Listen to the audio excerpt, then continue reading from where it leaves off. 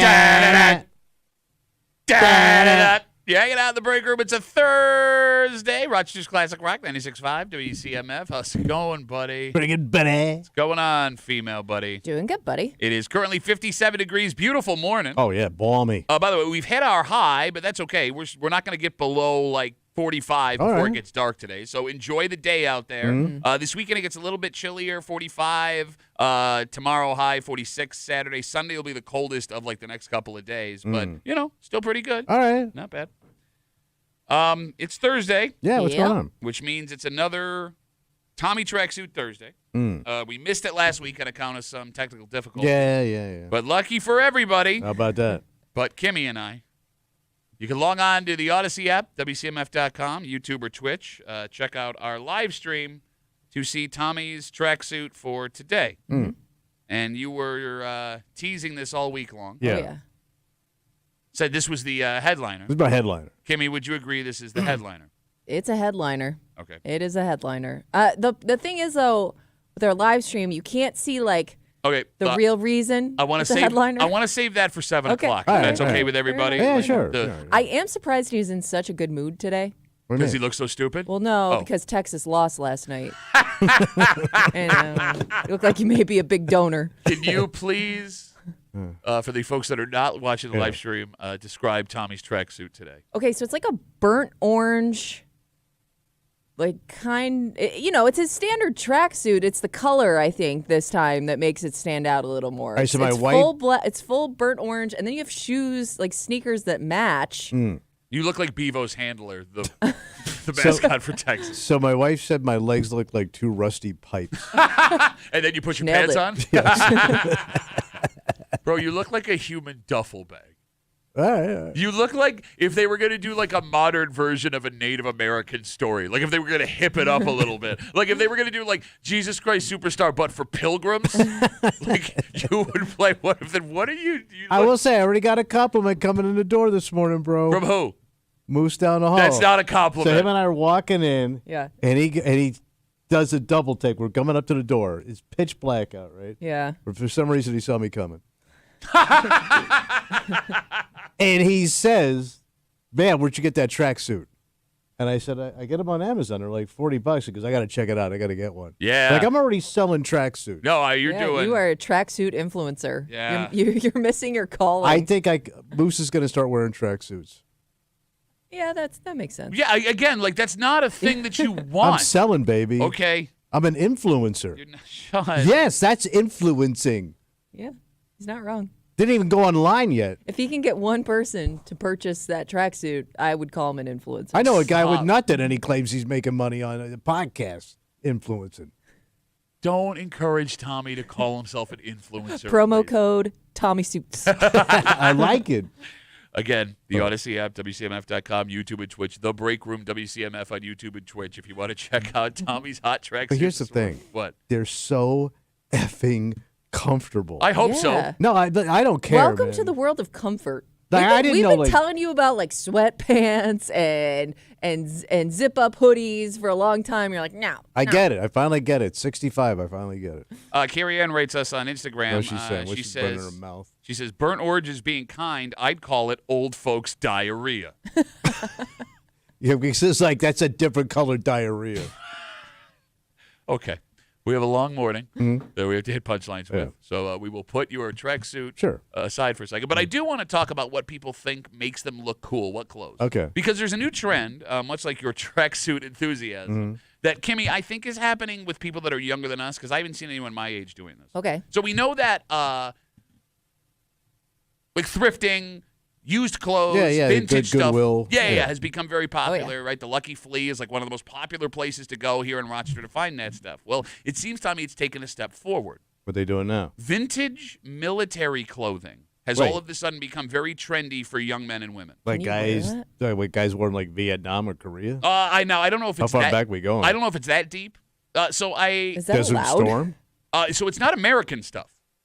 And that's where this gets weird. We wearing like Chinese, Red Army, Soviet Union. So there's a couple of stories this week about how vintage used military clothing has become very expensive, and they have some websites where you can go to find it less expensive. And I'm looking at a website right now. It's called sportsmansguide.com, and they sell a whole bunch of stuff for like hunting and fishing. Yeah. They have a whole section of used military gear from countries around the world. Right. For example, I am looking at a German military surplus used parka for $59.99. So is it like Nazi?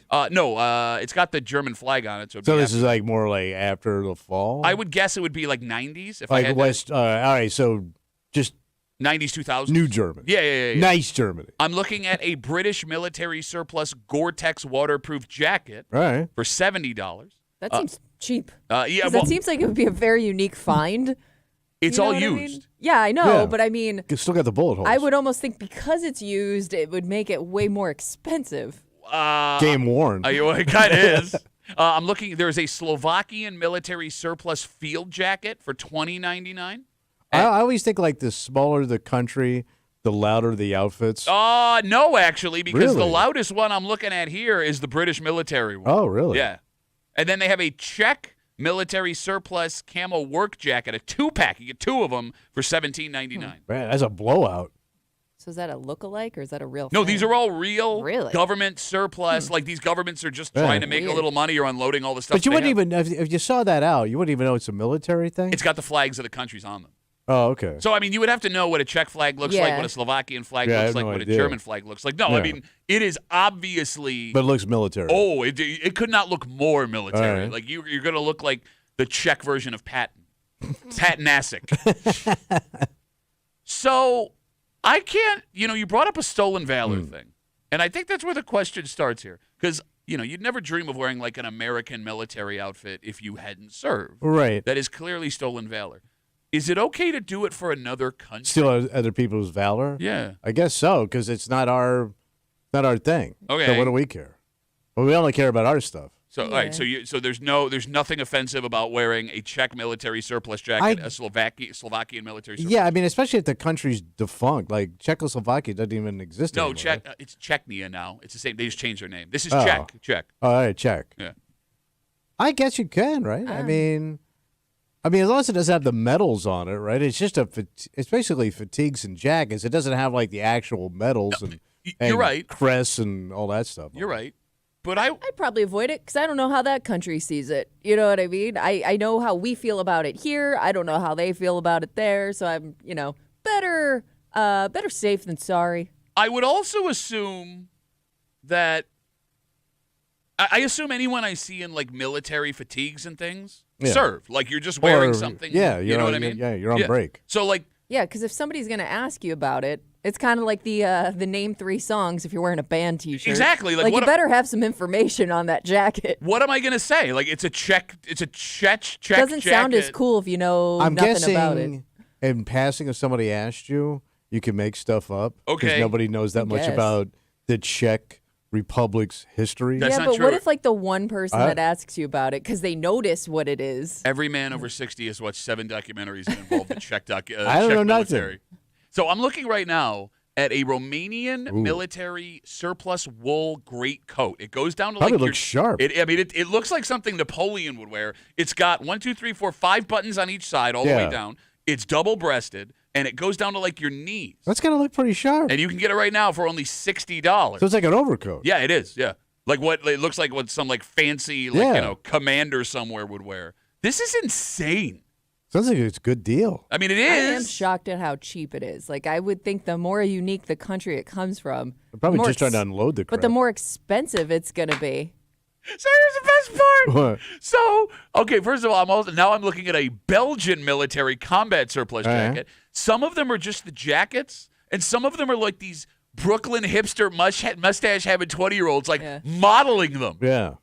I wonder if they use because it's Europe, right? So a lot of them is Europe, yeah. I wonder if they use actual fancy designers to make their military stuff. Because I knew in Italy, they use the designers over there to make the cops' uniforms. Okay. So they look sharp. No, I know. I mean, there are some very, very awful armies from the 1940s that had some very, very famous names that I designed their uniforms know. for them. Well, don't go back that far. I'm just saying. But the 1960s, 70s, Yeah, I mean, it's not out of the question. I'm looking at a French, same kind of jacket I just described. It looks very chic. They got any like communist stuff, like China? I don't see any Chinese stuff. Again, this looks like it's almost all military. Yeah. Dutch Air Force surplus parka. Ooh, that looks nice. Yeah, the Dutch always look sharp. Oh, okay, now we got some vintage stuff. You ready? Yeah. East German military surplus trench coat. Oh, that's commie, buddy. $29.99. That's deep, old school commie. Okay, would you be, it looks like the McGruff the Crime Dog trench coat. Right. Would you be comfortable wearing a communist military jacket? Yeah, you look like a spy almost. Okay, but that jacket may have been worn by someone that shot someone trying to get over the wall. Yeah, but it only looks cool if you're in one of those smaller cars where the door opens up weird.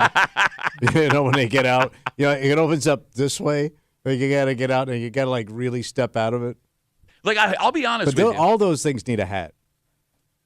No, the hat makes you look like you that's have a little too far. political ideas that not many people would agree with. Again, we're talking about 252 WCMF, this new trend of surplus military gear being used as fashion for like Gen Z kids, Gen Alpha kids. I'm looking at this website right now that is selling surplus Army stuff from all over the world. It's mostly Europe stuff. I can get you a Greek military surplus jacket. But you again, cool country. There you go. Polish military surplus woodland camo parka. All right. I got a West German. If you don't want to go communist, I got a nice West German uniform jacket. That looks sharp. I don't know, man. My biggest fear would be I don't know what happened while someone was wearing this jacket. Yeah, that's true. And that would really bother But don't me. forget, like, when you look at the military, like what they say, like 10% of the Army actually sees action. All the other guys are like supplying chain up to those people. That's here. Yeah. That's not in European countries. Well, let's just go with that as where a they're general tiny knowledge. and maybe surrounded by enemies on every side. Let's just go with 10%. Like, I'm going to assume the East German one got action in terrible Did you ways. say All right, you guy knew- tossed one grenade. You got to hold it against the guy. Did you say you knew what year it was from, or you don't really know? Well, it sounds like you're pretty close to like time period. It says East German, so that would have to be That's- pre-1989. Right, yeah. Before Right. the fall. That's when the wall came down, 89. Yeah. So, I mean, this could be 1970. This could be, anywhere between the end of World War II and Probably still 1989. smells like vodka and cigarettes. I mean, I wish. Like every one of those outfits, the guy was a chain smoker. Yeah, probably. That was a chain smoking time, man. It was a chain smoking time. You know. It sucks because these are really sharp looking. And Yeah, they that's look what I'm like, saying. And it is a hell of a deal. Like, look For at $70, you get a nice overcoat. Yeah, like really, really nice looking. But yeah, man, I don't think I could bring myself to do it. You just don't say anything. You just wear it. No, but I would know. The odds of Yeah. somebody knowing. No, it's not even someone calling me on it. It's like Really? the idea that Yeah. like you'd get the jacket, you put it on, then 2 weeks later you notice like a bullet hole in Or it. like a That's pretty cool. Not cool at all. Did you not see the movie they did of It's All Quiet on the Western Front? Yeah, I saw And then it. the kid gets there's someone else's name is on this and there's a hole in it. Yes, this is for you. It was made by mistake. Uh-oh. Look, if you want to take a look at this stuff because it's really Yeah, interesting. what's the site? It's called sportsmansguide.com. You just have to go to the military surplus section. Man, there's like countries I forgot existed. Till they're no longer. No, I don't know if they're no longer. I just forgot that Like they African were. countries or something? No, again, it looks like it's mostly Europe. Look at this. U.S. military brown beer bibs. If you're a fly fisherman, What is it? the one of those brown, it's like, it's those Yeah, like the- overalls with Oh, like okay, the yeah. waterproof bottoms. So that's U.S.? Yeah. I got you a Serbian police work jacket. That one I don't want. Why? He's a Serbian police. No, open up right now. That's why. You know what happens after that? Nobody does. Yeah. Never survived. All right, we got a dynamite. Don't wear a check military jacket. Kind of break them for you this morning here on CMF. It's Thursday. You know what that means. Oh, I think we're going to bitch it out. Good luck. That's how we got a pitch. We got a Bitch Voice Theater coming at you just after 7 o'clock this morning. Also just after 7 o'clock. Yeah. You never had kids of your own, but you're now in the grandkid world. Oh, yeah. So this is going to happen to you. Kimmy, you have to live kid-wise through your friends. Sure. Yeah. I hear some stories. And you have a friend of yours that will never be going back to a specific business ever again Yep. because of something. Yeah, they don't know like how long to give it, but it hasn't been long enough. Okay, What happened? here's the thing. This will happen to every parent that has a child ever because, honesty comes straight from the mouth of babes. Oh, yeah. There's no filter on a child. And you can't do anything to control it. You can be the best parent in the world, teach them all the greatest things, and every once They're in a just a while. live grenade. And that is exactly what happened in this situation. Oh. And we'll get into it just after 7 o'clock here in the break room on CMF, plus a whole bunch more. But first, Tommy. Yeah. Big, exciting event this weekend. Coming up? All over the greater Rochester area. Wow. You will be able to go and see and touch this iconic thing that has existed for decades. Oh, my God. Because there are some items that, despite the fact they have become irrelevant, Yeah. right? Like, you don't need these things anymore. Yeah. We still stand in awe of them. It's kind of like an Americana. Yeah, absolutely. Right? But like, here's the thing: when this started, it would make sense why this is really cool. There's way better technology now. Okay. But people are going to still line the hell up this week. Just to see it? I know you're thinking about it. Oh. We'll Wow. get into it next here in the break room on CMF.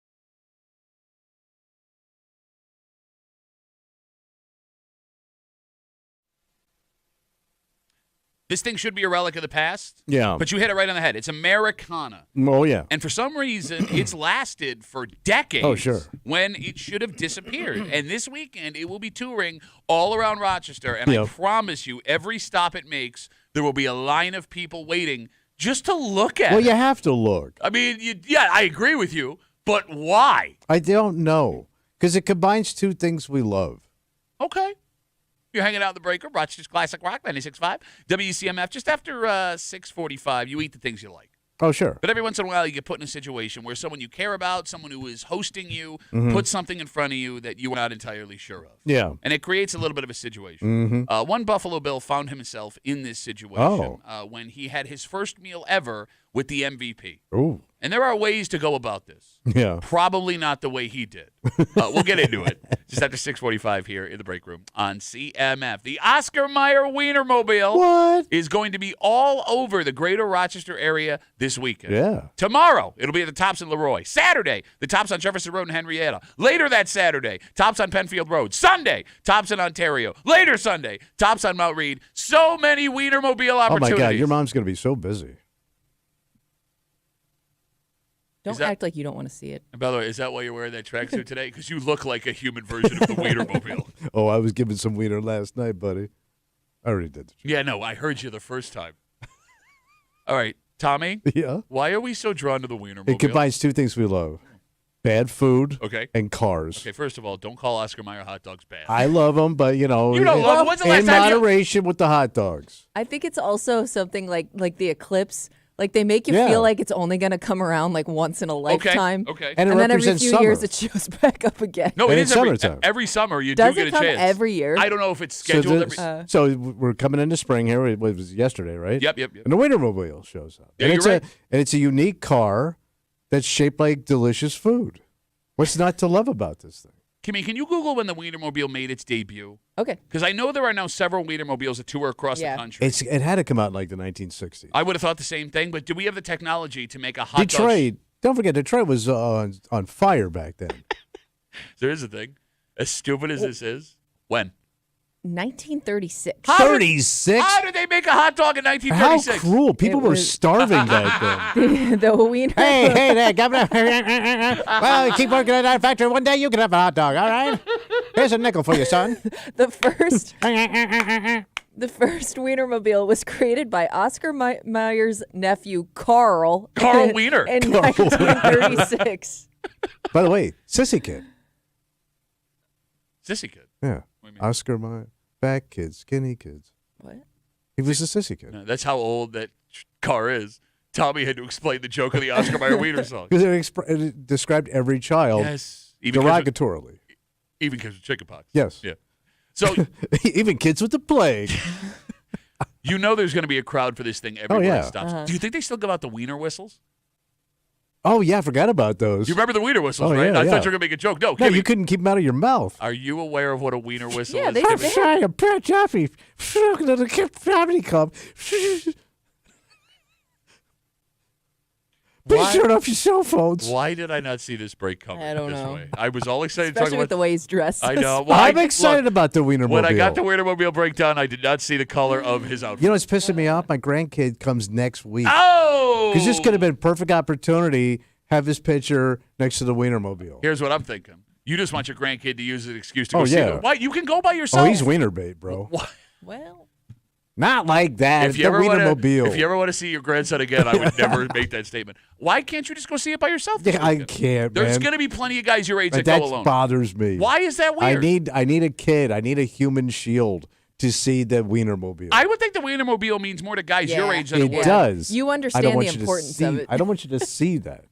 Okay, so as we talk about the Wienermobile, making several stops at Tops across the greater Rochester area starting tomorrow all the way through Sunday. Yeah. For those who don't know, the person who drives the Wienermobile, it is a full-time gig as a driver/ambassador for the company. Like you travel every day, you stay in hotels, you have to find a place to park it. A couple of years ago when it made an appearance, we were driving into work. Yeah. It was parked out front of the Holiday Inn. And I stopped at 2 in the morning and took a picture with the Wienermobile. So they have to train these kids how to, because it's a unique car. Oh, I bet. You have to train. They take it to a training ground Yeah. to learn how to drive these things because it's so difficult to drive. the hardest part is parallel parking it between the two bunks. Suck at this comedy club. Enjoy your act. Would that be a cool job? For a kid, it would be awesome. Would you? Okay, let me ask you a question. Yeah. All right, so travel the country, you're making 2 appearances a day with a hot dog-shaped car. If right now the man who runs the Wienermobile, they're prepping for coming to Rochester, they call the show, they go, Tommy, we saw what your tracksuit looks like on the Odyssey app, WCMF.com, YouTube, and Twitch. You're exactly what we need. We will pay you exactly what you make for your job right now. Yeah. If you will drive the Wienermobile across the country, would you take that job? I'm in. Call me Top Buns. You did? Highway to the mustard show. You went silent on my parallel parking buns joke, and you followed it up with buns. that. You followed it up with that. Kimmy, would you drive the Wienermobile for the same money you Well, make? I have some questions. Okay. How? Okay, so am I just driving at 2 locations and then here you go, everybody? Here's the Wienermobile, or do I have? Like, do I have to do something once I get You got to there? give Like, Wiener facts what's out. my job? What's my job? Oh, you gotta sell hot dogs. She's got to give Wiener facts? Yes. Kimmy's out. No, I would assume. Like, you got to talk to the people. Yeah, you're an ambassador for But Oscar they don't Mayer want to Wiener. talk to me. They just want to see the vehicle. No, but the Oscar Mayer wants you to start selling them dogs. There are going to be 40 Tommies that have Oscar Mayer Wienermobile-related questions. Yeah. Especially now that I know it started in the 30s. Yeah, I don't know if I want to ask a fleet of or be asked questions by a fleet of Tommies. But here's the thing: you would get to see. Because then they're going to start to throw facts at me that I Oh, know yeah. aren't right, but I got to be polite. Oh, Yeah, when they sure. saw the Wienermobile. Yeah. But like you would get to see every part of America. Yeah. Like every part of America. Yeah. You get to talk to all different kinds of people, right? And people are going to be pleasant because they're seeing the Wienermobile. Yes, you're right. You're not going to have anyone that's Okay. angry. Right. Fair. It's a pleasant It's day. a fun experience. You know what? I don't know how many complaints you're going to get. I went to Tops and I saw the Wienermobile. That's a fun day. Hold on, though. I mean, we do have discussions on this show where it's nothing but fun, and then we get a phone call where it's like, here's why I hate it. There are probably Yeah, people in yeah. America that would show up just to bitch about the Wienermobile. Really? Maybe. Or like an experience they had. One time in 1975, I bought an Oscar Mayer Wiener and had a piece of metal in it. I'd like you to answer for that, please. I heard they were thinking about going electric with these vehicles. Electric Wiener. Yes. 252 WCMF. The Oscar Mayer Wienermobile will be making several appearances across the greater Rochester area in Tops starting tomorrow, lasting all the way through Sunday. If you want the information, you can go to Oscar Mayer Wienermobile's website. It's wieners.com. I'm kidding. Do not go to that website because Tommy's already crashed it this morning.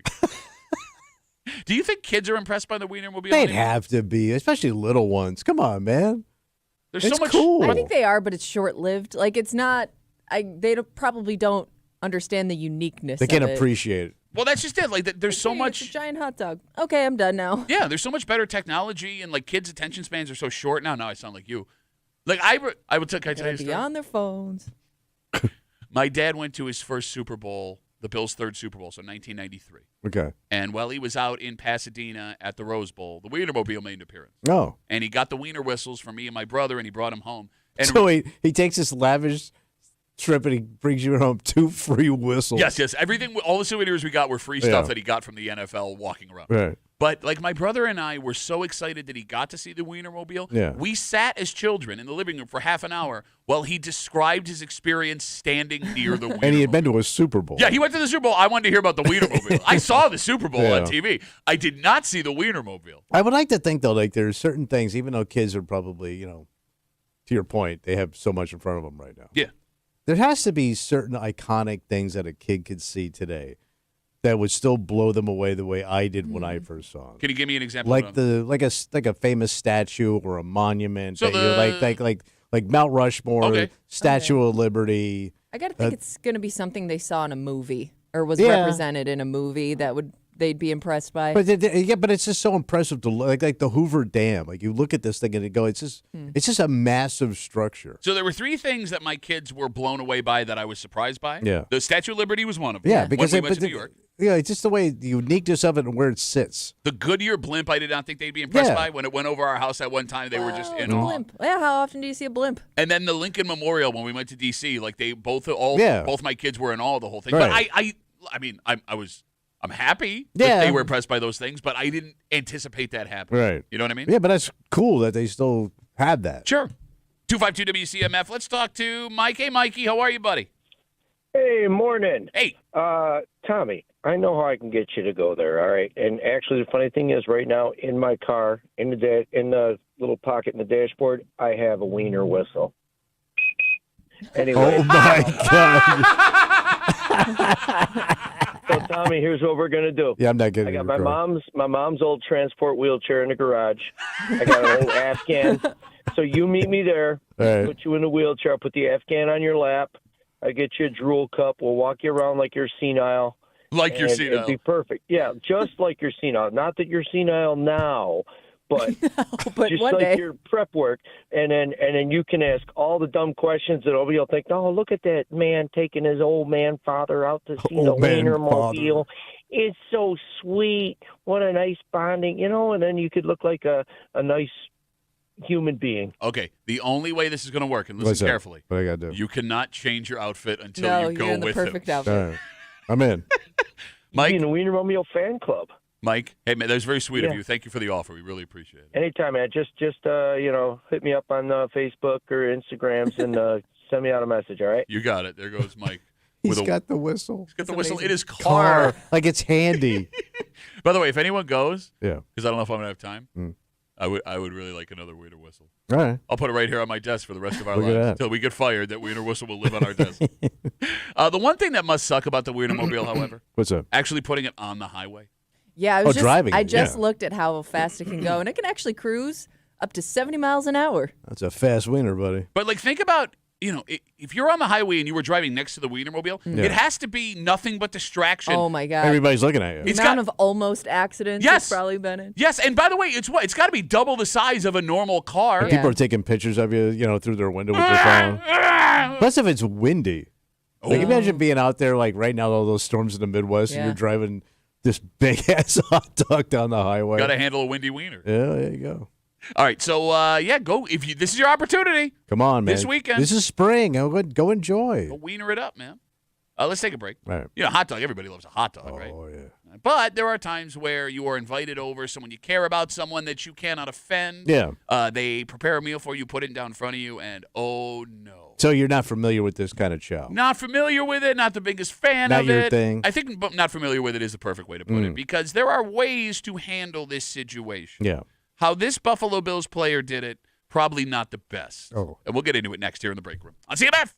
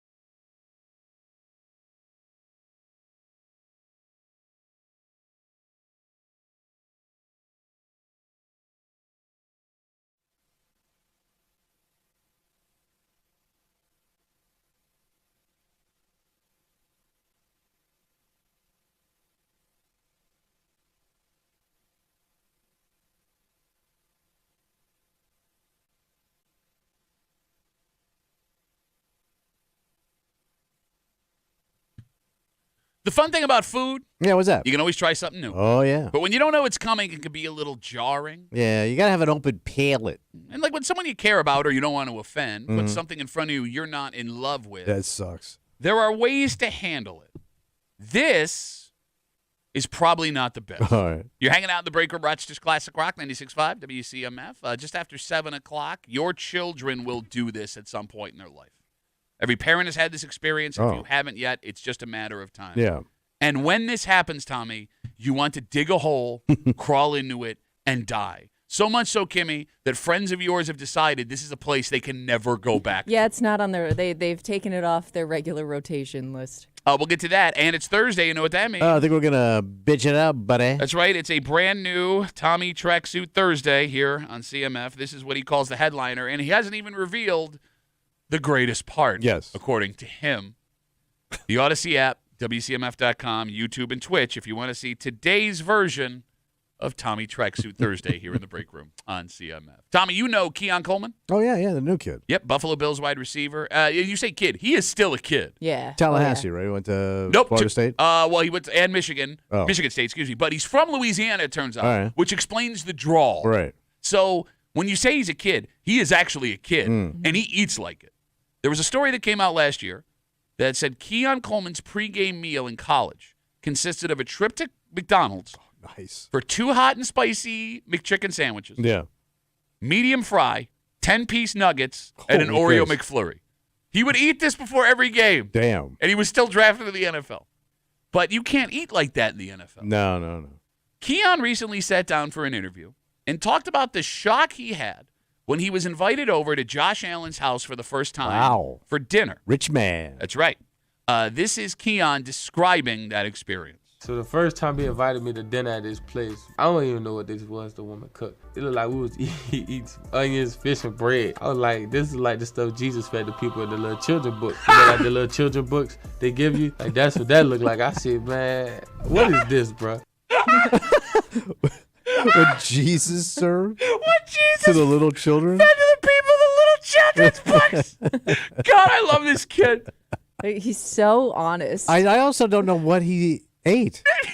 Fish and bread. But Some type of it had fish stuff and on it? bread. Had onions on it? Well, that's what he says, but that's the best part Might of not this have even story. been fish. Who knows? This story, this happened a year ago. Yeah. And to this day, he still doesn't know what it is. Right. There was I don't never, know. There was never a point where he pulled Josh Allen aside and was like, hey, what did we eat at your house that night? But I can also see the panic of being at somebody's house the first time and you feel like you have to eat it. You don't want to ask questions because you don't want to offend anybody. Right. But I don't really know what this is. I've never seen it before. But it sounds like he did. Can you give me that audio one more time? Because it's so damn good. This is, again, Bills wide receiver Keon Cole. Go ahead. So the first time he invited me to dinner at his place, I don't even know what this was the woman cooked. It looked like we was eating onions, fish, and bread. I was like, this is like the stuff Jesus fed the people in the little children book. You know, like the little children books they give you? Like, that's what that looked like. I said, man, what is this, bro? So he obviously has a chef. Yeah, Josh, I would Yeah, think so. yeah. Yeah, he's a quarter billionaire, Right, right? right. Okay, so here's the thing. Getting away from Keon. There are times where you will go for a meal at someone else's place. Yeah. And what is put in front of you is not something you are familiar with. Or you don't even like. There you go. When that happens, Yeah. Tommy, what is the protocol? You got to muscle through it. So you're eating it. Or you pick around it. It's really hard, though, when that's all there is. Okay. All right, so rule number one, we can all agree in this room, you have to eat that food. Yes. Yeah. Are you allowed to ask questions about the food? I wouldn't. Well, then you go look ignorant. Well, that's, I mean. Yeah, I do want to look like I know what I've had this before. Okay, but let's talk about this. You know, ignorant is used as a bad word. But Right. the definition of ignorant is simply not knowing the information. Everybody ignorant about something. Is it wrong to be ignorant or ask questions of food that you're not familiar with? No. But nobody wants to look it because then you think you look stupid. Yeah. Why? Especially if everybody else knows what this Yeah. is Okay. and you don't, and you're of the age where you should know these things, you look stupid. But how do I know if I should know if I've never seen this before? But that makes you look like a hillbilly. All right. So I guess there's a difference between like fancy food and ethnic food. Because in your scenario, you're thinking this is something that's like high end and you don't know what. That's it is. what I'm thinking. If I go European. Yeah. Depending on the place. Yeah. Like, let's say I go to an Indian family's house, Italian family's house, Vietnamese family's house, and they put something in front of me. Am I not allowed to ask? Okay. Yes. I think you could if you're with an ethnic group you're not familiar with. Okay. You don't think that also makes you look a little not? I think I'd be afraid to ask in any scenario. Because I don't want to offend anybody. But you could do it in a way where you're like excited. You could play it off excited, curious, like, oh my goodness, what is this? This looks delicious. Yeah, what do you call it? Why is it still moving? I mean, and also maybe I don't want to know. huh? Because if it's something unique or something I've never had before, I'm not really sure. If you tell me what it is and now I can picture the face, Okay, it may be harder for me to just go with the flow and eat it. that's a good point. And I may not want to know. I'd rather be in that scenario that I know what it is and I don't like it. Like, I really don't like this particular thing you put in front of me. Okay. And I've got to, what do I do now? Like, I know this ain't for me. And I don't want to be rude, but that's all they're serving. How do you work around that? Yeah, it's a good point. All right, so we've gotten to the food is in front of you. You have to eat it. Yeah. We've gotten to neither of you guys are really going to ask questions. No. 252 WCMF 252-9263. Stick your fork in, you take a bite, and you know immediately it's not for you. Yeah, nasty. There is a whole plate of food in front of you. Mm-hmm. What do you do? You sucking it down? You'd have to, like, muscle through it or Fake fake. a stomach ache. No, Yeah. that's going to be obvious as Fake an hell. allergy. Fake an allergy. Yeah, I don't know what's in it. If there's some kind of One Some bite? unique- Oh, my goodness. Is there something yes, in here? yeah, One I've bite. seen it happen. I've Yeah, seen but it. it would Have you have ever to- seen it happen to somebody that has an allergy, or they start to eat something they didn't know there were like pine nuts in it or something? Okay. They immediately swell up. But that would have to all fall into place. I would also have to swell. You could say my throat's closing. Nobody's gonna check. They're your going to throat. call the hospital. Yes. My Does throat is. anybody have Benadryl? So you're going to dose yourself with Benadryl? I would. Okay. If it meant getting me out of eating this plate, Can I'd you- take a Benadryl. What happens when I take Benadryl when I don't need Benadryl? Is that dangerous? Probably No. not. You don't say probably. Isn't it over the counter? Yeah. Yeah, I know, but yes, there's things over the counter that you're Oh, only. one little pill. No, you probably can take a ain't gonna- Benadryl. Yeah. Are you? You can give a dog Yes, a Benadryl. I've taken Benadryl. No, without needing it. Like it's one of those things where I thought it could help, so I tried it. Are you guys any good at muscling through food you don't like? Can you do it? Yeah, I mean, I'm like you. I mean, well, I'm not very picky. I like everything. Sure. There's very few things I don't like. But I'm guessing for a lot of people, seafood is a challenge. Okay. Like certain seafoods, people like, you don't like certain seafoods. I can muscle through it. but it's not fun. No, it's not. Like, let's say, like, you couldn't eat any, like, raw clams or oysters. No. I mean, if I had to, I could. Oysters. No. Oh, God. Dozen oysters. Oysters are the. Who Right, invented yeah. oysters? I love them. But that's what I'm saying. Like, and they're expensive. So if somebody took the time to shuck those things and serve them to you, like, that's an expensive Yeah. meal for you Yeah. to just turn your nose I up mean, at. no, you're right. I would have to eat it. But, like, whoever came up with the idea of oysters, hey, you know what I would love to have? Batch on a rock. Yeah, I know. Can I get batch on a rock? Oh, great. Oysters? Okay, fantastic. That was one of the worst McCartney tunes of all time. Batch on a rock. Badge on a rock. 252 WCMF talking about this interview Keon Coleman did earlier this week. He describes the first time he ever went over to Josh Allen's house to have dinner. And Keon Coleman, for those who don't know, is a guy who loves base food. Oh, yeah. He's a kid. Yes, his pregame meal in college was a trip to McDonald's for hot and spicy chicken sandwiches, medium fry, 10-piece McNugget, and an Oreo McFlurry. Kimmy, can you give me the audio one more time just because I cannot get enough of this? I can listen to that kid talk all day. This is Keon describing his first meal at Josh Allen's house. So the first time he invited me to dinner at his place, I don't even know what this was the woman cooked. It looked like we was eating onions, fish, and bread. I was like, this is like the stuff Jesus fed the people in the little children book. You know, like the little children books they give you? Like, that's what that looked like. I said, man, what is this, bro? 252 WCMF. Let's talk to Jim. Up. Hey, Jimmy, how are you, buddy? Not bad on yourself, guys. Good, Jim. What do you got? So I remember as a kid going to one of my parents' friends. They were going over for dinner, and they said, "Well, we're having lasagna," and I love lasagna. I get there, and they had veggie lasagna, and I refused to eat it Why won't you eat veggie lasagna, Jim? because it doesn't have meat in it. So you refused to eat it, like, I'm not eating this? Yeah, exactly. I did not eat it at all. All right, Jim, that makes you look low end, buddy. You look low end in that spot. But did you announce that, like, this is not for me, to the people How that old made were the you? food? I probably was like 10. Oh, 10. Okay, still 10. makes. All right, still I makes got to give a 10-year-old a break. Nah, I think 10-year-old Jim's a dick. I'm sorry, Jim. You seem like a nice guy, but you were a dick. I'm a dick. Jim, would you eat veggie lasagna if it was laid in front of you today? Hell no. So you have to have meat with everything? Yes. Okay. It's Well, just noodles and and sauce at that point. It doesn't seem like Yeah. it'd be that bad. I mean, it's cheese. Yeah. Yeah. You're Anything eating with that cheese anyway. has got to be good. Jim, try the veggie lasagna, Yeah. buddy. Try the veggie lasagna. Give it a go. He's Yeah, a come beefaroni guy. Well, look. Right out of the can cold. Beefaroni is delicious. And Right out of the can. Cold beefaroni better than you would think. All right. Hey, Jim, go get some beefaroni, buddy. Thanks for the call. I appreciate it. All right, see ya. All right. So this happened to me in a roundabout way when my wife and I were out at these people's houses, and I drink whiskey. My wife drinks wine. But they were only serving white wine at dinner. And they poured a glass and put it in front of me. Yeah. Didn't even ask. It was there. So what do? And the guy's going on and on, the wife, about this white wine. So I pulled a move when nobody was looking. I switched glasses with my wife, so it looked like I was drinking. Big mistake. Yeah, because there's going to pour you another one. Nope. Oh. It was halfway down. Lipstick stain now on my glass. Oh, lipstick on your wine, Wine glass. glass. Told the tale bitch on the Dumbass. rock. Oh, good one. Yeah, no, you're a better man than I am because I just wouldn't have drank the wine. Well, I just switched, because everybody was going on and on about it. But, like, they didn't even ask me if I like wine. That is the one thing I will not do. Right, but they were so pretentious. They just says, well, everybody loves wine. No, I know. That's happened to me a couple of times, Yeah. too. I'll just leave the glass. If somebody wants it, you can have it. I'm not going to say anything. I'm not going to refuse it, but, like, I'm not going to drink it. But then my wife goes, well, you got to do something about it. Oh, wait, you were there with my Catalana, your wife? You got to drink the wine. You got to ask yourself, It's why weird. are you wearing lipstick? It's weird you felt that pressure. I'm not going to drink something I don't want Yeah. to drink. It was my brother's best friend. Yeah. And they were like Well, these rich people, and they were excited us for them to meet them. It probably is And- hard, too, when they're telling you about the wine. Yeah, and It's they're not these just like people. any wine. This is wine I want you to try. This guy used a word I never heard of before that I had to Google when I got out of his house. Potentate. Was that how they prepared the potatoes that night? I don't know. Maybe so. But he used it. I looked at my wife. I don't know. What's a potentate?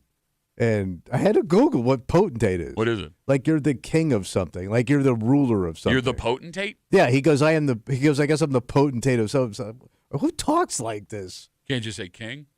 I guess. Sounds like a guy that serves veggie lasagna. Yeah. You know what yeah. I'm saying? You know. To a 10-year-old with a glass of white wine. Okay. Mm. The public has demanded it. Yeah. The tradition continues. Last week, our Tommy Tracksuit Thursday was derailed by technical difficulties. Yeah, what are you going to do? Luckily, our live stream is back up, and oh, thank God it is. Mm. Because you may think you've seen Tommy's Tracksuit today if you've tuned in Yeah. to the Odyssey app, WCMF.com, YouTube or Twitch, The Break Room, on the Break Room WCMF on YouTube and Twitch. Yeah. But there's one more detail. Yep. Yeah, I feel like the live stream right now isn't doing it justice. Yep. But Kimmy did take pictures. I also. did. Okay. I did. You are going to reveal the final detail of this tracksuit? Oh, you'd have to, As we right? get in? Okay.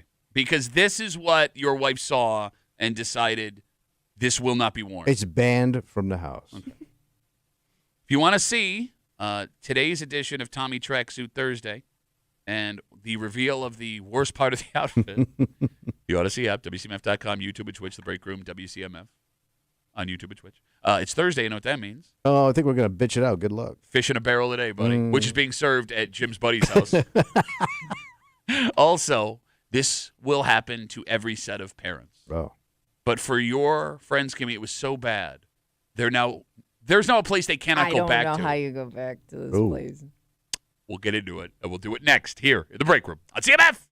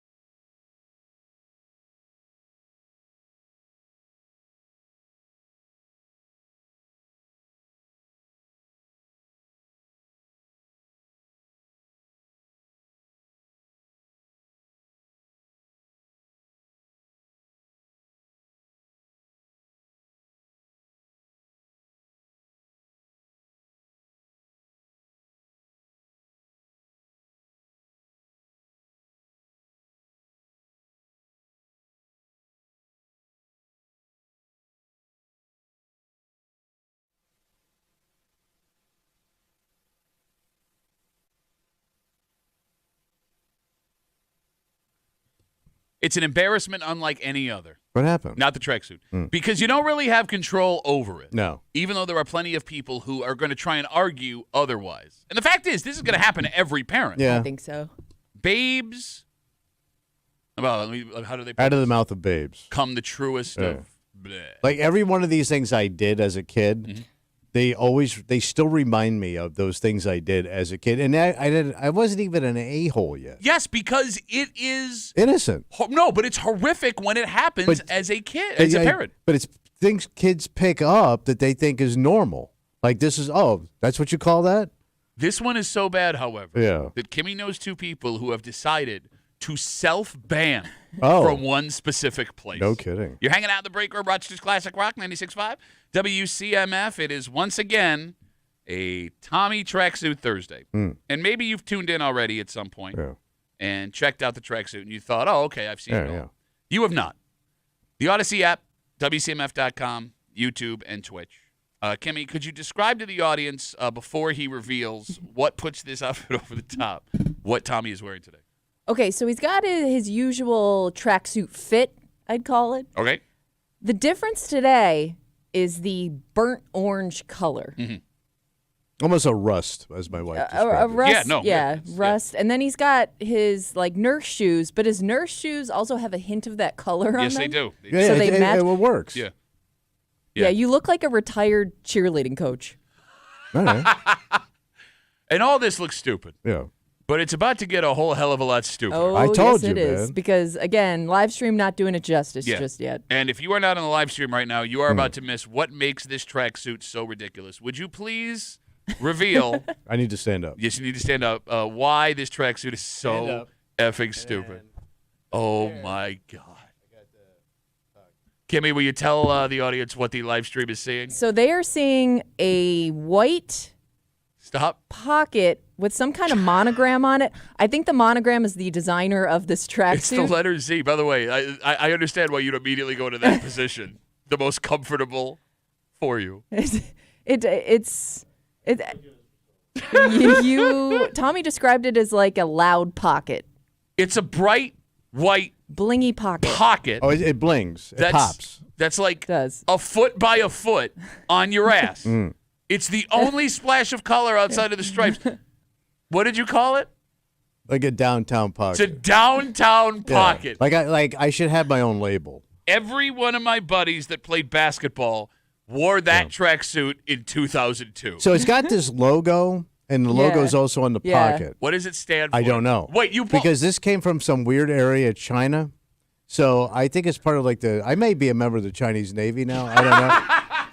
Because I can't doesn't tell it you worry the actual you a little design. bit that you don't know what that symbol means? Seriously, what if it's something horrible? How horrible could it be? Okay, now it's something horrible. There's This is nothing spoken into horrible existence. happening these days. Everything's nice. You Like don't you're- even know what you're representing. No, I don't. So whatever it is, they were super cheap on Amazon. That's probably makes it safe. So they're only like $40 or something. But it got weird even with Amazon. Why? Because like the delivery system didn't come from Amazon. It came from some other Chinese tracking site Oh. that my phone says do not open. Oh, So I didn't open it. good call. Probably a good idea. But it came from like way out in China. Like Okay. way out there. With all that being said. Like the Mount Morris of China. Oh, Mount Morisaki. Yeah, yes. You're familiar. With that being said, it is Thursday. When you want to hurt someone in this room, you can't call them short No. or stupid or say they look like the special teams coach from the University of Texas from 1974. You got to really hurt them. Something along the lines of, Oh, I'm Pat Duffy. I'm so jealous of Tommy's new cool hip hop tracksuit. hip-hop I tracksuit. want to be Tommy Tracks. I'm so jealous. Even though Tommy's now moving product in the building with his tracksuits. No. I'm picking up tracksuit bitches. You really do look like every member of Dipset. Like right now. I know you don't know what that is, No, but I'll take it. It five sounds people cool. got it and laughed at that. We take all your bitch voice and we roll it back for what we call bitch voice theater, where it happens now. On CMF! Hold on. On CMF! Oh. Ah! Oh. Why? Oh no, I think we got it. CMF! Yep. And now, Bitch Voice Theatre, featuring Thomas Muley, accompanied by Patrick Duffy. Oh, I'm Pat Duffy. I want to go downtown and drink with the little kiddies in the goddamn bar because it's got to be a playpen with a booze bar in it. A booze bar in the bar. Booze bar. Booze bar. Because you shouldn't be a drinking bitch downtown with children On a St. Patty's Day, you little bitch. But you wouldn't do it, you bitch. Probably expired by Oh, now. Tommy, and I got coming so Kimmy, and I say I'm not scared, but it turns out I am scared because I won't do it because I'm a scared ass bitch. Oh, on the break room, I'm all jealous of cool Tommy because he's got his tailored tracksuit on today. He's getting all kind of wild compliments upstairs because I'm just a tracksuit wearing little bitch. Wash yourself. Another thing is, I was at the Vatican in Italy a couple of years ago. Oh, I'm Italian and Catholic. So, I'm Pat Duffy. I'm Mr. Cool with my phone, man. Talk all you want next to me at the table. Even take it to the bathroom. I'll be peeing and talking on the phone because I'm a peeing and talking little phone holding little bitch. My wife. you puss ass, coward ass. You got to back her up. Yeah. I will. Nice. Sorry, it's sitting up right my mouth about how annoying something is. But as soon as I have a chance to do something about it, I won't do it because I'm scared of the Jackson ass little bitch. And that was Bitch Voice Theater on WCMF. So, Kimmy, you got a couple of friends. Yep. With a little one. How old is this little one? So the little one now is probably like 5 okay. ish. Adorable. 4 or 5. Dangerous. Yeah. Dangerous Yeah, yeah. adorable. 5 is dangerous Yeah. because 3, 4, 5-year-olds are just starting to be aware of the Oh, world. but this happened a year or two ago. Oh, okay, all right. So maybe a little bit younger 3, 4, when 5. it happened. Yeah. Still we're in 3, 4, But 5. yeah. They're aware of the world. They start to understand that they are people and they can interact with other folks. Yeah. And the problem with that is they have no filter. Right. And that's what got your friends They're like here. little drunks. Yeah. Yeah, you nailed Yeah. it. And that's what got your friends in trouble here? Yeah, so we were talking with our friends. Somehow we were talking about like our favorite diners to go to, and we brought up one in particular, and they go, "Oh, we can't go back there. Like we love that place, but we can't go back." What happened? And I'm like, "Oh, why did you get thinking like they got bad food or something terrible happened where like, you know, they got grossed out, couldn't go back again?" They go, "Well, like probably about 2 years ago when their little one was you know how kids like learn new words and people laugh at it because they think it's cute, so the kid just keeps saying the word over and over. Well, the word of the day for their daughter was schnoz. Oh, big nose. So Schnozola. they go and it's, you know, it's busy time, so they have a waitress that's kind of running around. They're like, we couldn't tell if she was kind of having a bad day already or what the story was, but we were just trying to like get in and out as fast as possible. And so they're done with their meal. Their waitress comes over to ask, is there anything else you want before she brings the check? And their daughter looked this woman in the face and goes, "Mommy, she's got a schnoz." And then proceeded to say it like 2 or 3 more times before this woman left. To her big ass schnoz. Right in front of her schnoz. And So she had a blower. well, I don't know. Maybe it was enough. You can't where hide the hook. Where this kid, it stood out, and this kid had to say it out loud.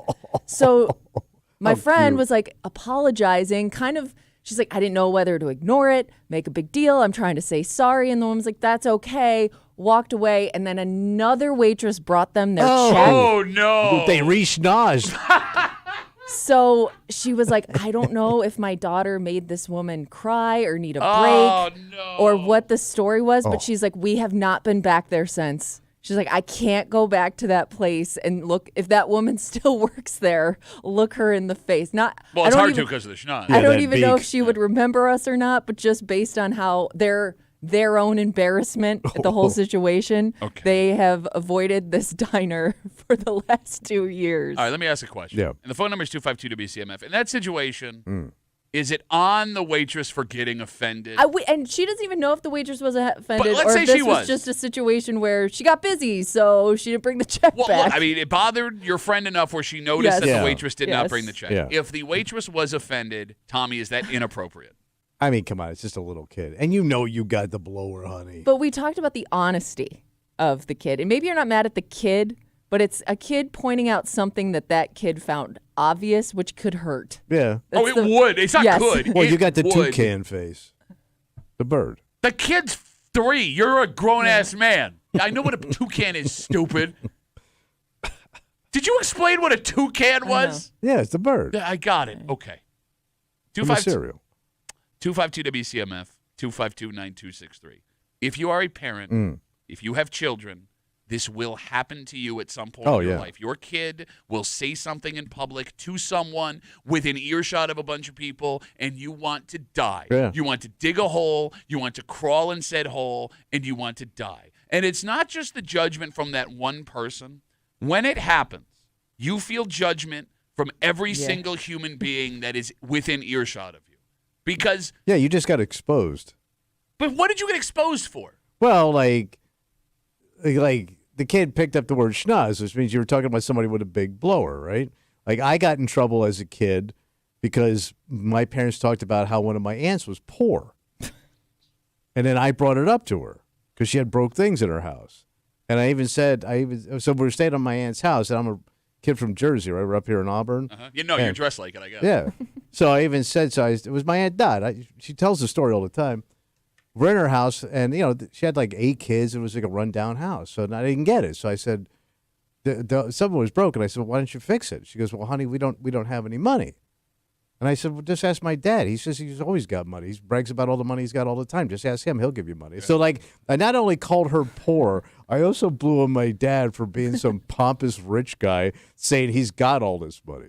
Was your aunt offended by this? She tells the story cute. Okay, all right. But then my dad had a buddy that he was like, he was kind of like your dad and my dad. They thought everything was funny, even when they made fun of people. Sure. So he always called his wife Thing. He never called her by her name. So, Thing. Okay. Like, hey, go, all right, Thing, we're leaving now. Hey, Thing, go get me this. Hey, Thing, do that. So they're leaving one day, and you know how they always tell you got to be polite and say goodbye to everybody. And I said, goodbye, Miss Thing. It's very nice meeting you. Like, they thought that was the funniest goddamn thing that I was called, that I picked up on it, that you just called her Thing. Well, she was hurt. Wait, it bothered her that you said it, but not her husband? Because he says it so much that the little kid thought that was her actual name. Okay. Like, it dawned on her, man, like, what a fool this guy is making me out to be. My husband. Along with learning why Tommy is the way he is based on these 2 stories, right? But so there's 2 ways this could happen. Yeah. Is that your kid picks up on something you're saying, right, and they repeat it out loud, or your kid asks a genuine question about something they've never seen before. Yes. And that can also become a problem, 252 WCMF, because when this happened with me, oh my God. So my daughter, Claire, my youngest, she was like 6 or 7 at the time, and we had taken a trip to New York City to let the kids see New York right after Christmas. So we took the Amtrak down, fun little experience. We're getting on the train to go back. And they told her before they got on the train there would be a food cart. She was all excited because I think she thought it would be like the Polar Express, right? Well, we board the train. Turns out there's no food cart. Oh. And she would not let it go. And she keeps asking me about it. And she said, Daddy, who can I talk to? Daddy, can you ask somebody? So I go, there's no food cart. It's over. Walking down the aisle before the train's about to leave, there is an Orthodox Jewish man. Yeah. He's got the hat. He's got the curly hair. Right. He's got the button-up shirt, tie, jacket, all this stuff. Now, my daughter is sitting across the aisle with her sister. I cannot get to her. My youngest, at 6 years old, taps this man on the shoulder and goes, excuse me, is there a dining car on this train? She thought he was the conductor of the train. Oh, because he got almost like an outfit. No. Yes, like a uniform. I realized as she says it, she'd never seen anyone that looked like that before. She didn't know what Orthodox Judaism was. He just looked dressed up. Right. Exactly. Yeah. And the guy did not understand what was happening. Yeah. So then I had to explain to him that she thought, based on his religious beliefs, that he was driving the train. Worked for Amtrak. And he was not amused. Receptive to that. And then he proceeds to sit right behind us for a 6.5 hour train. There was no other open seat on the train. I wanted to die. I wanted to die. That has to happen a lot when kids see something for the first time or something they've never seen before. It's like a way of processing it. They don't understand why asking a question would be offensive to anybody. Well, so I have a friend of mine who has a son with Down syndrome, right? And I don't know if this is common with folks that have family members that are, disabled or different, but he says all the time that he will see kids that just stare wide-eyed at his son. Because, again, like they're just kids. Yes, and they've never had an experience with anything like this before. So, Exactly, right? And I mean, I guess if it happens a lot, you find ways to deal with it where it's not going to offend you. I'm guessing most Orthodox Jewish people don't get asked if they're train conductors on a regular basis. Probably not. Probably not. 252 WCMF. Kimmy's friends have banned themselves from a diner. Self-ban. Self-ban. After their son? Yeah, daughter. Looked at a waitress who apparently had a big nose and said, wow, look at that schnoz. Yeah. What a schnoz. What a schnoz. The waitress, at the end of the meal, did not bring them their check. Somebody else did. We got Facebook messages coming in. We like to say men call, women write. Yeah. Lauren writes us, this just happened. I was paid. I was paying for groceries and was leaving when security stopped me, pointed out that my 3-year-old son put a bunch of candy in my purse. They laughed about it, but it happened in front of everyone leaving, and it was very embarrassing. That has to be the most common one, right? Kids grabbing stuff. Your kid just, you Yeah. raised a thief. Yeah, but they don't know. Understood, but there are those people that will judge you for that. Yeah. Yeah. You know, Where'd they learn that from? Your child obviously picked it up from somewhere, and you never taught them. It also announces to the world you were not paying attention to your child. Yeah. You know what I'm saying? True. Do you feel guilt as a parent when something like that happens? Because especially like I'm thinking with my friend's case, like they kind of encouraged the schnoz thing because they thought it was funny for a while. Yeah. You know, until it bit them in the ass. So it was like they were more mad at themselves than anything. Like we did this to ourselves. You got busted. Yeah, but that's usually a first kid mistake Yeah. because you don't fully understand how wide open your kid's going to be when they get out in public. And it all of a sudden happens that your kid is aware that people pay attention to them. Do you get what I'm saying? Yeah. Yeah. Right? It has to happen more with people that have very harsh opinions about things that kids pick up on. Ooh. Because my father was like that. So we'd be at a restaurant, and he would see like a fat person over there, right? And he goes, "See, that's what happens when you eat too much bread." So my sister picked up on that and said it to my Aunt Catherine one time, who was morbidly obese, and she was like, "You shouldn't eat so much bread. That's why you're fat," to her face. And she was like a little kid. Like, she doesn't even remember saying it. But it didn't stop my father from still saying it. He thought it was funny.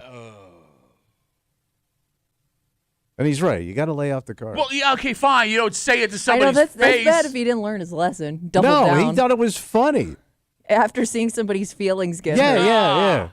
You know what's funny about this whole thing? What is that? Right? Like, you know, your story is unique, Kimmy, because it's mom and dad together Yeah. at the same time. Yeah.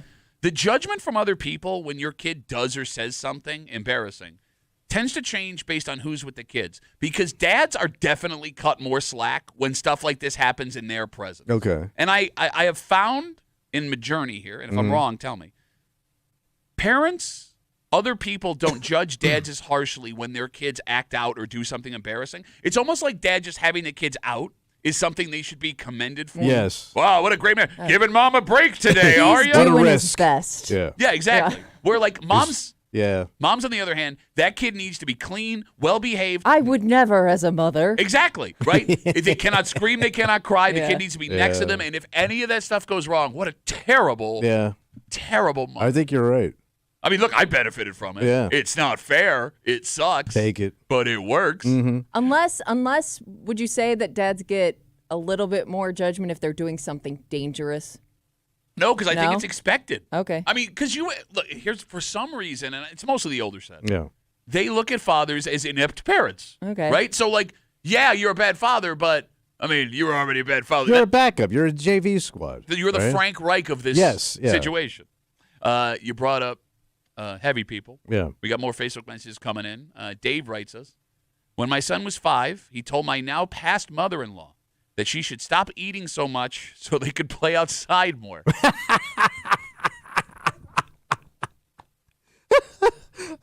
It's like the harshest dietitian. And out of innocence because he wants to go play. Okay. And the kid's right. So Dave goes on. When my son was 5, he told my now past mother-in-law she should stop eating so By the much. way, she passed. Everyone dies. Like you. Not at 37. 4 hours a day. That's CMF. Dave goes on. I heard it and pretended I didn't. My wife heard it and had to go into damage control with her mom. Yeah, I would definitely pretend I didn't hear it. If I'm the parent or like grandparent, I'm gonna because I got the hearing aids. Yeah. I didn't catch it. Here's the problem though. What? If you knee-jerk react, like if But- you like turn your head or go, you have to say something, and there's no way to not read you. Yeah. No one is cool enough to just sit through that and pretend they didn't hear it. All right, watch your neck. Oh, 252 WCMF, folks, been waiting on hold. Let's talk to Victor. Hey, Victor, how are you, buddy? Good morning, guys. Yo. So I did this as a kid. My father spoke Italian to us a lot. I don't really speak it very well anymore, but we were at this petting zoo, and there was this lady with a dress on, and I had said something. I can't even remember if it's pronounced correctly now because it was called Talia Kashi, I believe it's called. It says, and it means look at her legs to my father. And she spoke Italian. Oh. Yeah, I was like 8 or 9 years old, and everybody had a laugh about it, but I could still remember it very clearly. That's what happens when you go to the one petting zoo in Gates. Yeah, and you got a tight clipper. That's right.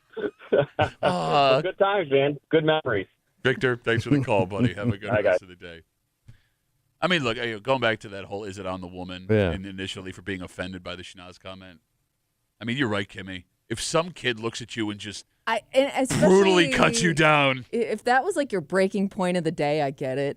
It's just like I Yeah. didn't need that too, coming from a 3-year-old. and yeah, what do you? Because again, it's that kid being honest. So you can't even say it would almost hurt less if it was somebody being mean to you or somebody doing it out of anger because they didn't like you. I got it. This was just a kid straight up telling you what they saw. You're right. It's not even like you could give me. Oh, well, you're 3. What do you Yeah. know? Right. There's no you're- comeback. You're an ugly baby.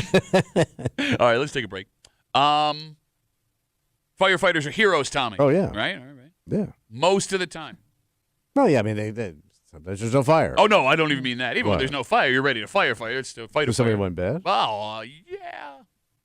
There is a gentleman east of us who is in some trouble Uh-oh. because fire burns, buddy. Yeah, that's how they do. And this guy burned himself, Ooh. not physically. Oh. We'll get into the story next here in the break room on CMF.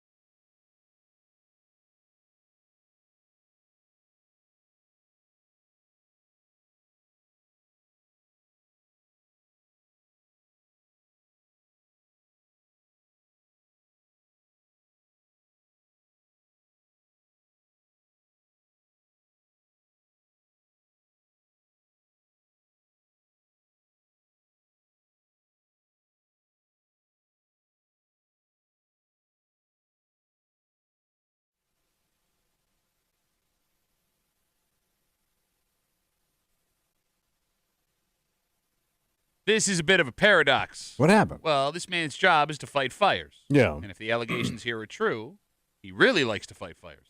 So much so, there weren't enough fires in his mind for him to fight. Because if you want to put out a fire, and there are no fires, well, the solution in this man's head seemed pretty simple. Okay. You're hanging out in the break room, Rochester's Classic Rock 96.5, WCMF. Right now you can go to WCMF.com. Yeah. Log on to the contest page. Ooh, what am I going to win? Your chance to win a pair of tickets to see Jim Gaffigan, Blue Cross Arena, December 12th, courtesy of Outback Presents. Tickets go on sale tomorrow, 10 a.m. at Ticketmaster.com. Just after 7:45, a man has the opportunity to become maybe the greatest villain in Buffalo Bills history. Villain? Did you see this meeting yesterday, Kimmy? No, I don't think so. Buckle the F Where was up, I? baby. Oh, my goodness. We'll get to it, tell you who it is and what team he visited. Just after 7:45 here in the break room on CMF. A 19-year-old man has been arrested in Ontario County after police say he started a fire at an apartment complex. Oh, Jesus. And this man, according to police, say he set a dumpster on fire in Clifton Springs. Yeah. He's been charged with 5th-degree arson. He's got a court date coming up. And Tommy, on the surface, although not great. Yeah, what's his motivation? Well, yeah, this isn't the first story we see of a guy that likes to start fires. What makes the story more complicated, however, the 19-year-old man is a firefighter. So it was set right. He knew how to make that thing burn. Yeah, you could argue that, yeah. And what makes the story more interesting, Yeah. the 19-year-old who police say started the fire also responded to the fire to help put it out. Okay, so he was on duty as well. Or it was a volunteer thing. Either way, Yeah, he responded. had to go suit up. He set the fire, then responded to the fire to put it out. Wow, Dan's the first one here. What a weird thing to do. Did he just go ahead? Bored? Well, okay, so put a pin in there All right. because we're going to loop back around. This has caused a major headache for the Clifton Springs Fire Department. Yeah. They were forced to put out a statement saying that they did a full background check on the kid and nothing indicated that he had any inclination to start fires. Yeah. They also say if he is convicted, he will no longer be a firefighter. Yeah, I would figure you don't even have to say that part. Yeah. So you said you were confused by this. But yeah, like why? Unless he was just bored. Mm-hmm. It doesn't make any sense. It turns out, Yeah. you ready for this? What? Yeah. This is a phenomenon that happens way more than you think it With does. firemen. Yes. On average, nationwide, there are about 100 firefighters convicted of arson annually. Damn. And here's the thing. That's a tiny percentage compared to Yeah. all the firefighters. That's in a America. lot more than I would have thought, though, that are actual firefighters. Yes. But strange. Yeah. So there is a whole field that study firefighters who start fires. That are got like they're arsonists.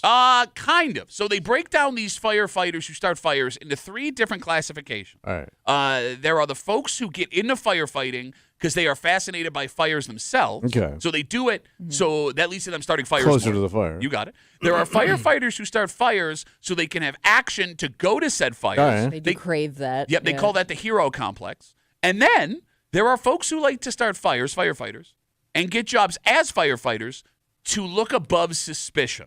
So they're pyros. Yes. They don't really want to be firefighters per Nobody will se. suspect me. Exactly. You got it. So if the allegations are true of these 3 folks, the folks that start them because they're fascinated by fires, the firefighters who start them so they can be heroes, or the firefighters who are only firefighters because they are pyromaniacs, Yeah.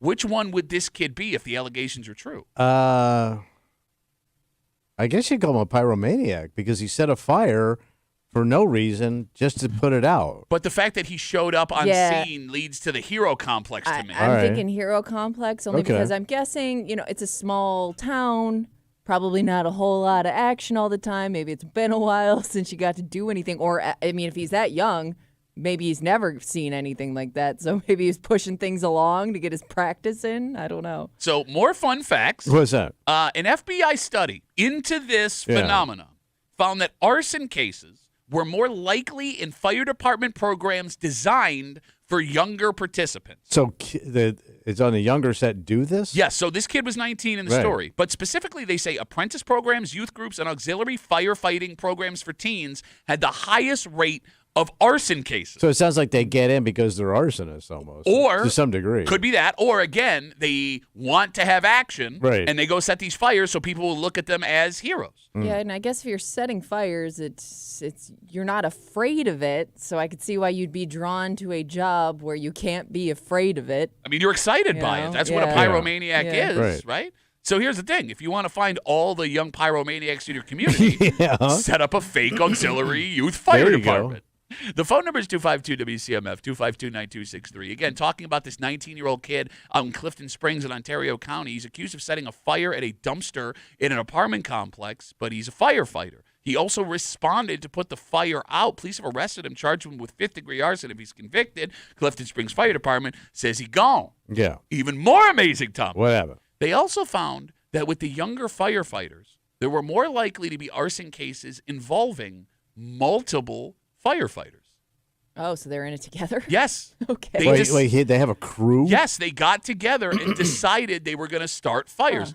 Like, not one person in the group stood up and said, hey, maybe this isn't the best idea. So they find each other. Unless they're just thinking like, well, we're setting something on fire. It's not going to hurt. It's a controlled fire. I don't know, because in this case, it was a dumpster fire. It was a dumpster fire, much like this show, yes. They don't think they're hurting anybody by doing it. Maybe that's how they justify it. Okay, but anybody, look, I'm not a firefighter. My godfather No, I'm saying I'm not encouraging starting fires. No, but the point I'm making is my godfather was a fire investigator with the Rochester Fire Department for years. Yeah. And, any fire you start has the potential to catch other things on fire. It can get away from Yes, you. so like the idea. Things catch. You would you're know right. that. Yeah. Exactly. So like the idea, like with some of these kids, like, I'll just start this fire and it'll be fine. Well, no, I mean, everything can be set on fire if the wind blows the right way. You know what I mean? Yeah. Do you have any sympathy for this kid? I mean, he's a dumb kid. But, yeah, I mean, in a way I do, I guess. I think because at 19, I did dumb stuff. I think the age makes me have a little bit more sympathy for him than an adult, like a grown-ass person in the situation who's been around for a while, especially this job. Okay. I just may be wrong thinking here, but I don't think of him as a sicko. But if the guy was my age, that's a straight-up sicko. Okay. To me. Okay. Now, I get that. I think at 19 you learn a hard lesson. Yeah. Okay, but here's the thing. Now, I understand, I guess, where you guys are coming from, that we all make mistakes as kids. Yes. But the first thing you learn as a child is fire bad. Yes, I understand. Fire bad. Like, I don't know how you could look at this kid if the allegations are true and be like, oh, it was just about, you knew you're part of the team that fights the fires. I know, but you're just getting into the game. And you're out. If you're convicted, Yeah. hey, that was a quick run if you actually set the fire. And I could see being naive enough to think nobody's ever gonna know I started this. Okay, but that's also not a good example of like, hey, I'm starting the fire and I won't get caught. Like, God forbid. Yeah. A spark ends up with Yeah. that I know, apartment. I know, people could have died. I know, but I did dumb things that, God forbid, if they went south, would have been really bad. Okay, I've done a lot of dumb things in my life. I know, You've I done saw a lot you of. said. Okay, yeah. The one, like, this is how dumb this is. Yeah. You and I, the two dumbest young men in America, never intentionally started a fire somewhere where there shouldn't have been fire. No, but I remember as a kid, we were watching these movies with a buddy of mine, and they were throwing, it was like a war movie, and they were making those Molotov cocktails. And then they were showing you in the movie how you make it. I'm like, man, we got all this stuff here, including empty Coke bottles. So I remember me and this kid, we made Molotov cocktails, and then we went to a construction site. We were lighting them on fire and just chucking them at cement in the middle of a construction site. Now I was probably 11. Big difference. But I could have set the whole damn place on fire. But I'm just a dumb kid, and I could see myself I did dumb stuff when I was 34. Yes. Okay. But again, you did dumb stuff. You never set something on fire. And even that story isn't the right comparison. It would be like if you were sent through military training. You saw how bad use of flamethrower Molotov cocktail could be. And you went, hey, it'd be pretty cool. I'm dying to know how long it took them to figure out that this kid was the one that started the fire. If the allegations are true. If the allegations are true. Because I want to know what the interaction was when they showed up to the fire. Like, was he the one that was like, I'm taking the lead here. This is my turn. I'm here first. Yeah, and then kind of acted like a hero, like he put out the fire. It's a great question. So, I'm not sure if Clifton Springs is paid or volunteer. I'm going to make an assumption because it's a small town. It's a lot of volunteers. But I could be wrong. I'll say that out loud. Because, Kimmy, with some of those volunteer fire services, Some of those guys will go directly to the fire, right? Like they don't go to the firehouse; they'll go to the Yeah, fire. and I think that they always have their gear on them at all times. So I mean, was that They just jump in their car and go. Oh, so maybe he just showed it. They're like, "How'd you get here so fast?" I mean, is that but then again, it's Clifton Springs. You can get everywhere pretty Yeah. fast. Yeah, I would think that would look suspicious. You know what I mean? It looks like it started right over here with this accelerant. yeah. If you know too much too fast. You know, you do have to wonder though. What's that? Folks that get into firefighting, what grasp they have on what the job is really like before they start. Because if you watch any TV show or movie that involves firefighters, and we know that those movies, like war movies inspire folks to join the service, cop shows inspire Okay, I would assume it's the same with firefighters. Those shows show these firefighters constantly going out, putting themselves in dangerous situations for the sake of the community. But Kimmy, with your husband doing this for a living, you know that's not really reality. No. Like sometimes there's a stretch where it's kind of quiet, nothing's going on, then all of a sudden you're busy for like 3 straight days. So yeah, I mean you never know what you're gonna get. And even the calls, I mean, Kimmy, like what percentage of calls do you think your husband gets involve actual firefighting? I don't know. That's a good question. It's not every call. That's for most of the calls you're going out is just to check on something, and it turns out to not be all that much, but you still have to go check. And you get non-fire. Yeah, you get or EMT calls, exactly. stuff like that, trouble breathing. Yeah. So like, I mean, granted, you learn along the way. That's what going through the academy and taking all those tests is for, right? But like, I am here to argue that the last 50 years of military, firefighting, and police officer shows have destroyed what people really think about that job. What that job actually is. It turns out there's not stuff blowing up all the time. Yes. Like There's that constant action of pretty girls. My little one loves this show, 911. It's the worst show on So that's the one that's in every town, right? Chicago, L.A. There's a lot in Chicago for some reason. Sydney, Australia. The one she watches is in L.A. Okay. Right? And it is the dumbest show. I will openly criticize my daughter to her face for liking this show. Yeah. Because every 5 minutes, they're going to the most... into like a plane crash. Kimmy, there was one episode where a detective had to bring a convicted killer on a plane in to testify against somebody else. Yeah. The plane... The wing blew off. There was a hole in it. The firefighters had to like shut down the freeway They're of Los doing things Angeles. that are like not even in their job. Wait, it landed on the freeway? It landed on the freeway with one wing. And the pilots had a heart attack, so she had to land it by herself. It was the most. Oh, by the way, she's also married to one of the firefighters that just happens to respond to the. Shut up! Shut up! I mean, in a strange way. Tommy, with all the training you get as a firefighter, the accolades the community gives you, the boredom that can come with sitting around waiting to do something, it all makes sense that this phenomenon of firefighters... Because you sign up for action. Exactly. You're not feeling it, There's no action, so Right. I guess we're going to go find some action. So the moral of the story... What's that? Well, there's a couple. All right, one, don't start fires. I mean, write that down. 2, you're still a hero for just... Serving. Yeah, like Volunteering being your there, time, especially, yeah. 3, I mean, look, I know that the excitement of like putting yourself in a situation is good, but the less fires you got to go run into, that's probably things are good. Yeah. All All right, let's take a break. This guy is already probably enemy number 1 for most Bills fans. Oh. Based on everything that's happened the last couple of years. In fact, when he made a move last week, not a single person other than Burnt Orange Tommy over here thought it would be a good idea to bring him back. Yeah. Well, some news yesterday. What's he doing now? This has the potential to make him maybe the greatest villain in Bills history. Just this happening would do it. Not even how this would go down the road. So he's like looking to shop himself around to a certain team? Well, that's just it. He's trying to shop himself around, but the fact that this is the first meeting he's taking, one. Well, there's one town he would fit right in. Oh. Immediately. I don't think this is the town you're thinking. No, I don't think so either. We'll tell you what player met with which team. Ooh. And we'll do it next here in the break room on CMF.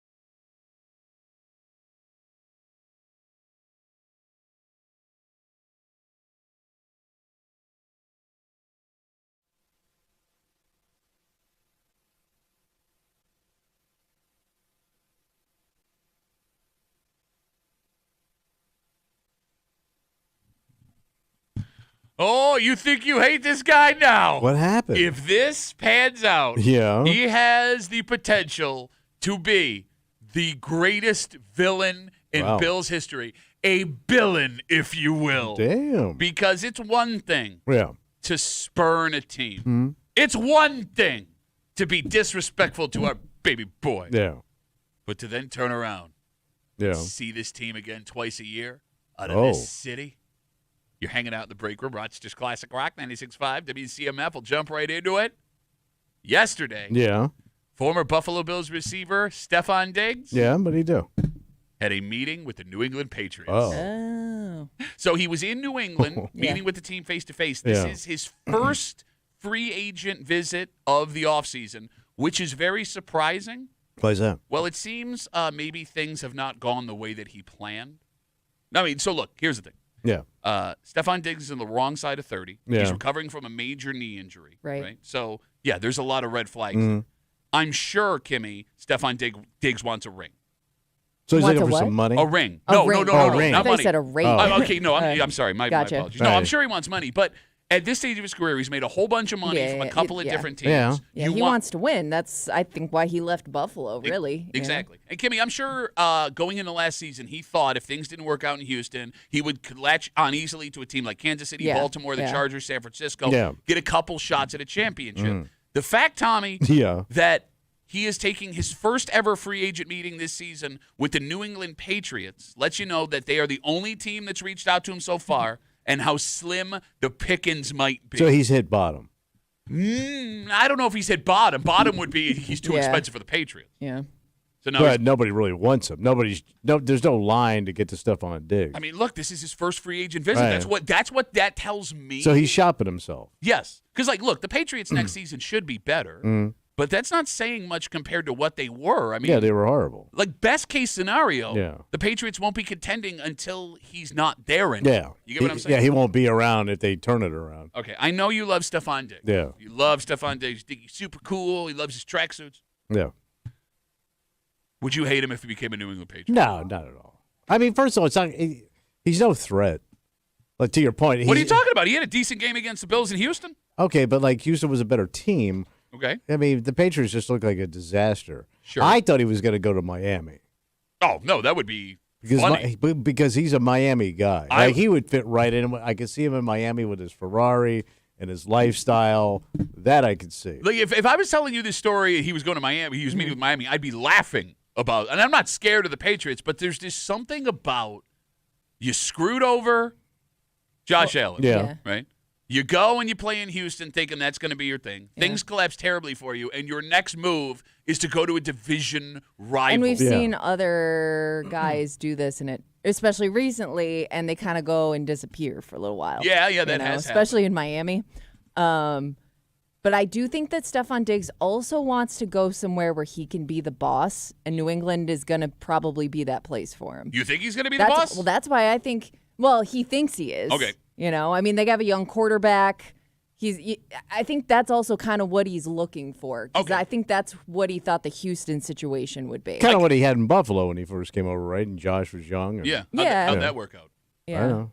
But here's the thing. Okay, now I get what you're saying from a quarterback point of view, but for those who don't know, the New England Patriots have a new head coach this season, Yeah. former New England Patriot player Mike Vrabel. He was the head coach. Oh, I remember that dude. Yeah, he was the coach of the Titans for all those years. That guy's no nonsense. Like, he's not going to put up with what, McDermott allowed to happen up until the end, and then what DeMeco Ryans in Houston, I'm sure, was okay with. Yeah. Oh, You know what I'm saying? yeah. By the way, does Stefon Diggs only play for jacked coaches? Well, there's a lot of jacked coaches these days. Yeah, I guess there Yeah, are the Vince more. Lombardi's more- and the Tunas are gone. Yeah. The blubbery coach. Have you not seen Andy Reid? I mean, He's the last of it, and get a good look while he's around, bro. Because that dude is not making 80 years. All right, Kimmy, would Stefon Diggs signing with the New England Patriots make him the ultimate Bills villain? I think if he went to the Chiefs right now, that would make him more of a villain. You think Even so? if he didn't play with the Chiefs, it's just the fact that you went to the Chiefs to be on a winning team, and you didn't care if you were riding the bench to get there. Okay, but see, we've seen that happen twice with former Bills. LaShawn Yeah. McCoy did that, won a Super Bowl ring, but he didn't play in the Super Bowl. Sammy Happened with a few Watkins. Bills. Oh, I right? forgot old Yeah. Sammy. Sammy Watkins signed with Yeah. the Chiefs for a little while. By the way, he kept getting paid over and over again, despite the fact that his career was a massive disappointment. Yeah. But yeah, I can always appreciate those guys. They figure out how to get their money. Yeah, sure. But the one thing I love about Stefon Diggs. Oh, I'm sorry. Let's go back to Tommy's love affair with Stefon. No, but Diggs. I'm just saying, like, and I know you hate this, but because you keep going, like, how'd that work out? How'd that work out for you? Yeah. He's that guy that never thinks it's his fault. Mm-hmm. Like, No, it's a, yeah. I helped you, and you blew it with me, man. That's what I love about him. It's never going to be his fault. He's never going to take blame for anything. We're getting a secret Yeah. glimpse into Yeah, why we are. Tommy loves him Yeah. because Tommy looking into a mirror. exactly. You think you're 5'5" white Stefon Diggs. That'd be pretty cool if I was. By the way, I love how you're starting to talk like Matthew McConaughey in your Texas Longhorns tracksuit today. Be pretty cool if I was. Hey. It's all right. You know what I love about tracksuits? What's that? I keep sitting here and they keep staying more comfortable. 252 WCMF. Stefon Diggs had his first official free agency meeting with the New England Patriots yesterday. I hope it happens. I want it to happen. Yeah. I mean, obviously, he's not going to hurt you. I mean, that team Again, stinks. don't say that. these Don't say things. that. We don't know Not a how he's going to look when he comes back. Division games are always a Yeah. toss-up, man. But he's old, he's banged up. Look, you get 2 more cracks at him at minimum next year. He'd also have to come to Buffalo next season, and I want that bad. Just to see how the crowd reacts when he... But he was really good with the kids in the crowd. Yeah, but you Yeah, weren't but really good with our it's baby all about boy. the way you leave. Oh. She's know? right. Look, maybe 10, 15 years from now, it's water When under they the bring bridge. him back? Yeah, I mean, look, even the ultimate legends of the franchise, Thurman Thomas went and played for Miami. Andre Reed mother F this franchise up and down for the last 3 years he was here. Bruce Smith goes and gets the record in Washington.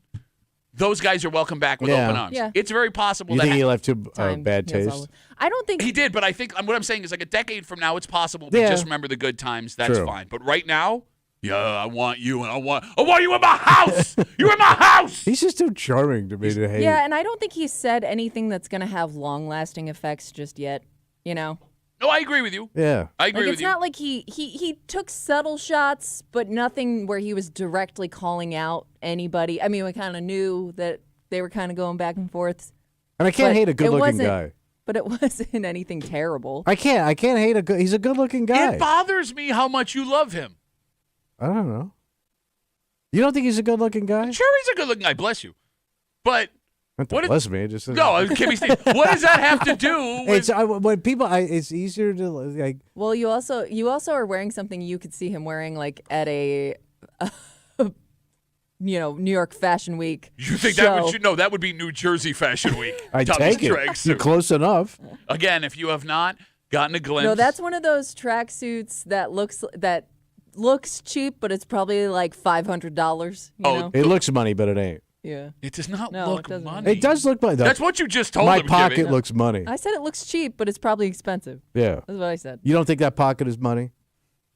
It's got plenty of room to put all of your money You in could it. put a nice wad in there. Literally all of your money. If you have not gotten a glimpse at this week's Tommy Tracksuit Thursday, we encourage you to log on to our live stream, the Odyssey app, WCMF.com, YouTube and Twitch, The Break Room, WCMF. And again, the best part is the 1 foot by 1 foot giant white pocket on the back. Put a nice wad in there. Kimmy, if they want to get a glimpse of it on social media, where can they find it? At WCMF on Twitter, at WCMF Break Room on Twitter, and our Facebook page. All right.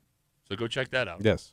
It's surprising that this is the first time we're experimenting here in town with something like this.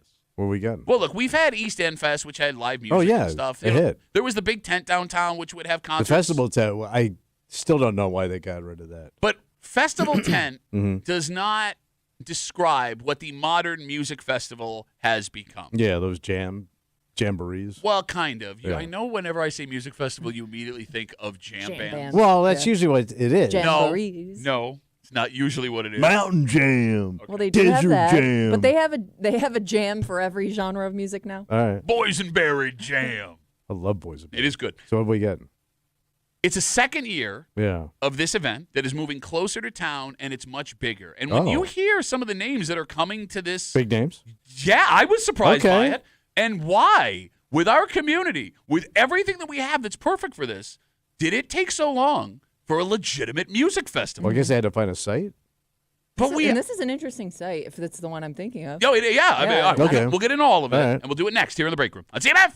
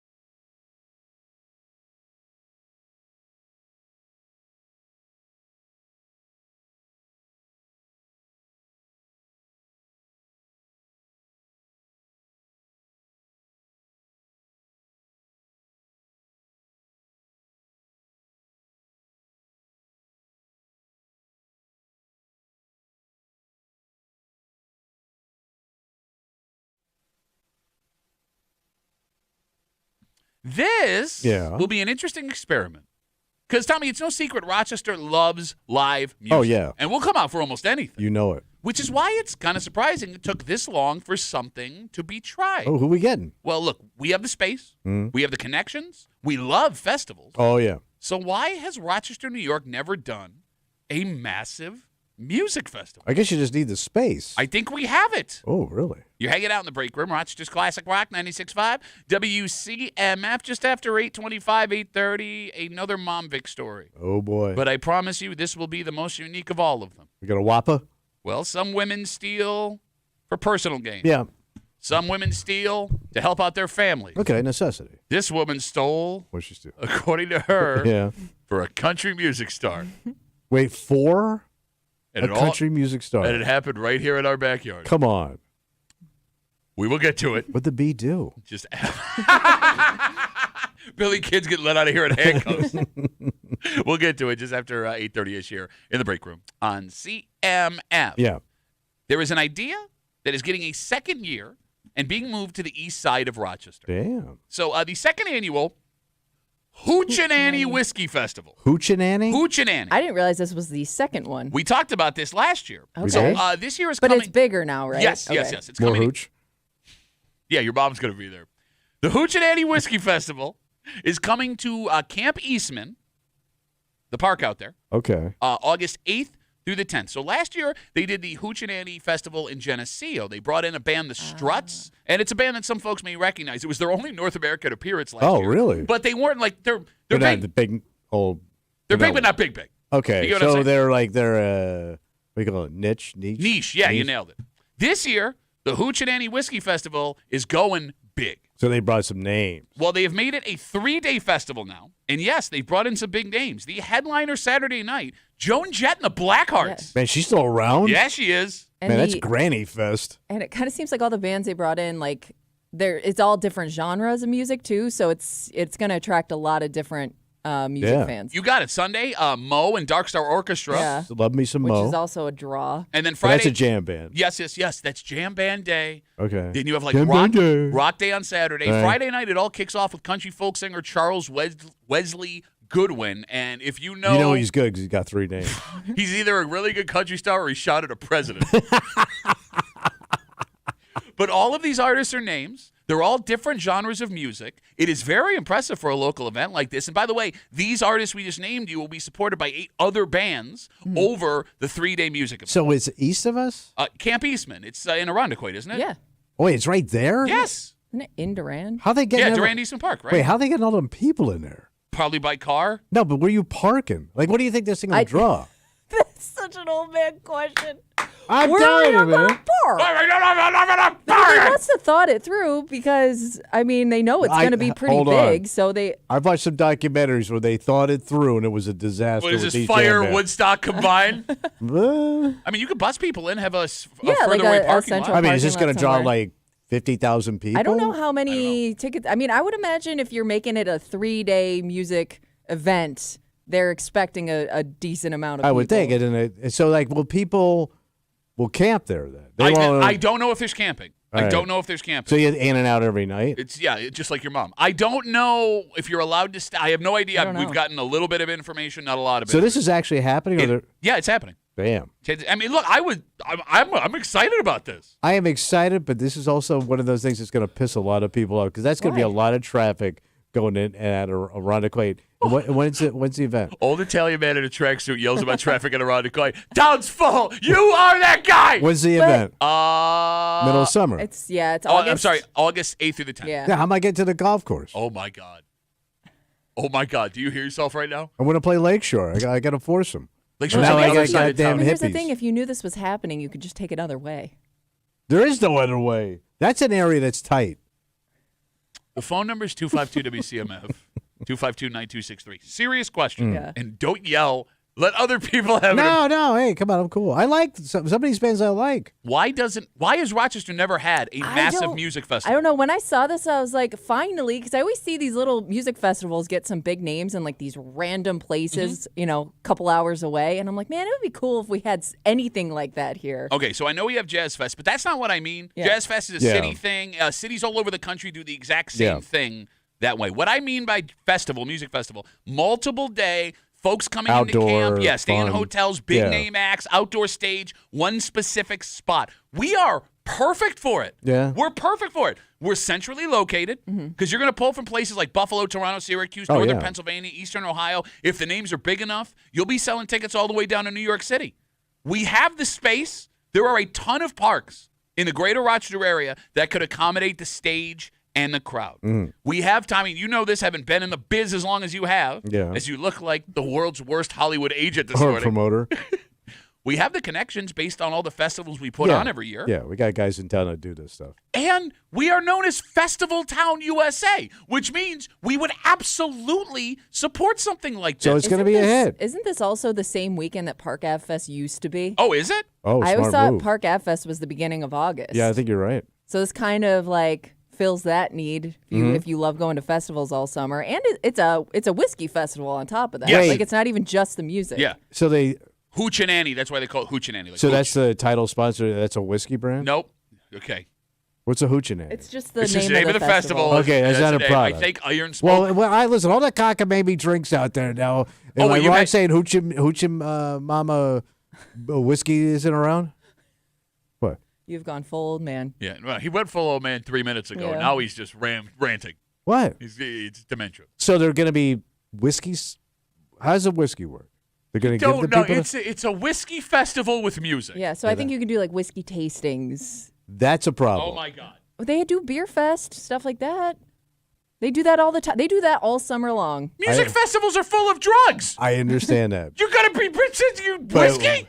Whiskey gets away from you quick. What Listen, do- you can have your. Listen, I know you like to go down to your craft beer Yeah, bong yeah. bar with your Sure. crypto cuties doing your thing. You start drinking whiskey in the sun with these hippies, you're gonna have a problem. Whiskey in the Sun is my favorite Charles Wesley Goodwin song. Whiskey in the sun. That's why he got busted, son. Kimmy brought up a second ago. What's up? As we talk about this music festival that is coming in August to Rochester, the second annual Hoochie Whiskey Festival. They moved it from Geneseo to here. Yeah. They're making it now a 3-day event. Joan Jett and the Blackhearts are the headliners Saturday night. Sunday, you get Mo and Dark Star Orchestra. Friday night kicks off with country folk singer Charles Wesley Goodwin. To that It's point, Godwin. Godwin, I'm sorry, yes. Evan Brown writes us, for the younger generation. I think he's opening up for him. Evan Brown? Evan Brown. Does that sound like a country guy to you? Yeah, I mean, he's probably got tight jeans on. He writes, for the younger generation, Charles Wesley Godwin is a new singer, and I know me and my friends can't wait to see him, especially coming to Rochester. We had to go to Buffalo to see him last year. All right, so you're looking at this. I mean, All right. a few weeks ago, we talked about Nickelback and Creed, and they were headlining a 2-day festival for the second year in a row. For the first year, the festival was so popular that they had to add the second day this year, and they had to move it to a place that was bigger. It was in California. They moved the festival to East Troy, Wisconsin. Big old field. And they're going to sell the thing out. Yeah. And the point I'm making is, What's that? you know, there's an argument every time we bring up why doesn't Rochester have XYZ is that we're not big enough. And no. You don't need to be a booming metropolis to make stuff like this work. If you build it, they will come. In fact, That is a great saying. You can make a movie on that. The tiny little towns that hold these Yeah, you were that don't saying. even have the capacity to you have to stay an hour away just to go to these festivals. And I think that's why this would be so good for us, is because it would have a legitimate positive impact on the local economy. Sure it would. Grocery stores, hotels, all of the tiny little shops. I mean, think all the, boutique places that these hippie-ass bitches would love to be spending money in. Am I wrong? Think of all the alpaca. That alpaca store will be sold out. Oh, yeah. All the alpaca you can handle. Are you going? Maybe. Well, I know she's going. I'm going. You going. You going? yeah. Yeah, you and your old man. Yeah, I mean this is all stuff my husband loves for sure. No, I do want to see Charles Wesley Godwin. Yeah, he's good. But the country guy? Yeah, well, it's like Kinda America. folk, It's more country. Americana than it is country. Got a little bit of everything. Now you sound like the things you mock. No, it is. Oh, you know what it is? It's not Oh. really country. It's more American. No, it is. There is a You know, difference it's between America. It's a thinking man's country. There's a really, difference you know. between country and Americana. You Here's why I'm excited about it Whiskey too. knob fest. Knobbing on the hill. got that? Run, boy, run. Run, boy, run. That's why the devil was there. Oh, the hill knobbing. I think what makes me the most excited about this is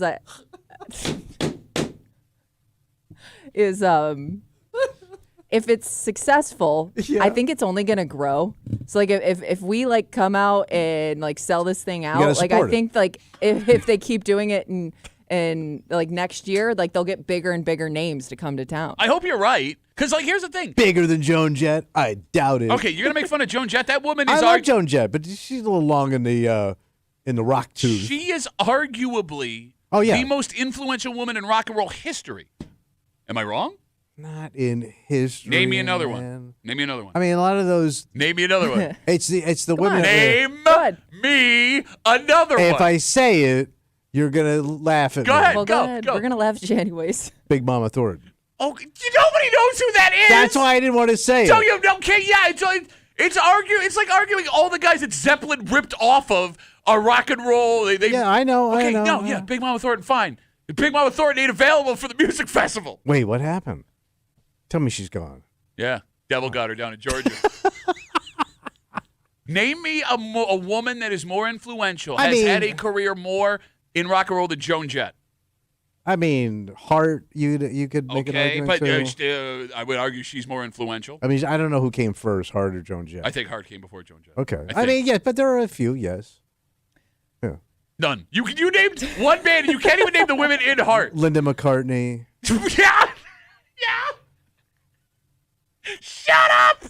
You can't even name another female rock and roll I star. gave you Big You Mama work Thornton. on WCMF. Mahalia Jackson. You cannot name another female rock and roller from the last 40 years. You can't do it. There's one from town, you idiot. Wendy O. Williams. Well, that was and punk, the Plasmatics. but that was punk. Still rock and roll and influential. I mean, what? if Kana was here, he would argue that's punk. Okay. It's not really, I say folk Americana. You crap down my throat. I say Wendy O. Actually, Williams. technically. Tracksuit. Hey, Big Mama Thornton. Devil down in Georgia. Down. You're such an idiot. Is there anybody that would get you to this festival? I'm not going to that slop fest. This is right up your alley. It's I a know. whiskey and music festival. Yeah. But what it's do a bunch you of. go to Jazz Fest? Yeah, but it's not a bunch of. I mean, this is like smelly, sloppy people. No, it's not. one of the sweating in a worst few- REM songs of all time, by the way. Sweaty, sloppy people holding sweaty, sloppy people. Yeah, no, I don't like this outdoor He stuff. only goes to Jazz Fest to be seen. You don't know this about him? No, but he hides out at Jazz Fest. No, in a he tent. doesn't. No, he doesn't. My whole court. He has a table reserved for him Yeah. at a balcony. Yeah. What do you call that? Stoop? Yeah, well, it's a front area of the Front hotel area? restaurant. Outside, where right next to the door where people walk in and out, so folks will see him. Oh, wow. Is that Weeze's old co-host? So you cannot see yourself in any way going to this. I can't, man. Why? First of all, my wife ain't digging this. Yeah, I guess there isn't anyone for your wife at this show. No, she's not. She's not. probably likes she likes Joan- the country music, but she don't like the atmosphere. Does she like folk Americana, though? No, she won't like the atmosphere, and I know. I can just tell. Like as soon as we get there, she's gonna not like it. Okay.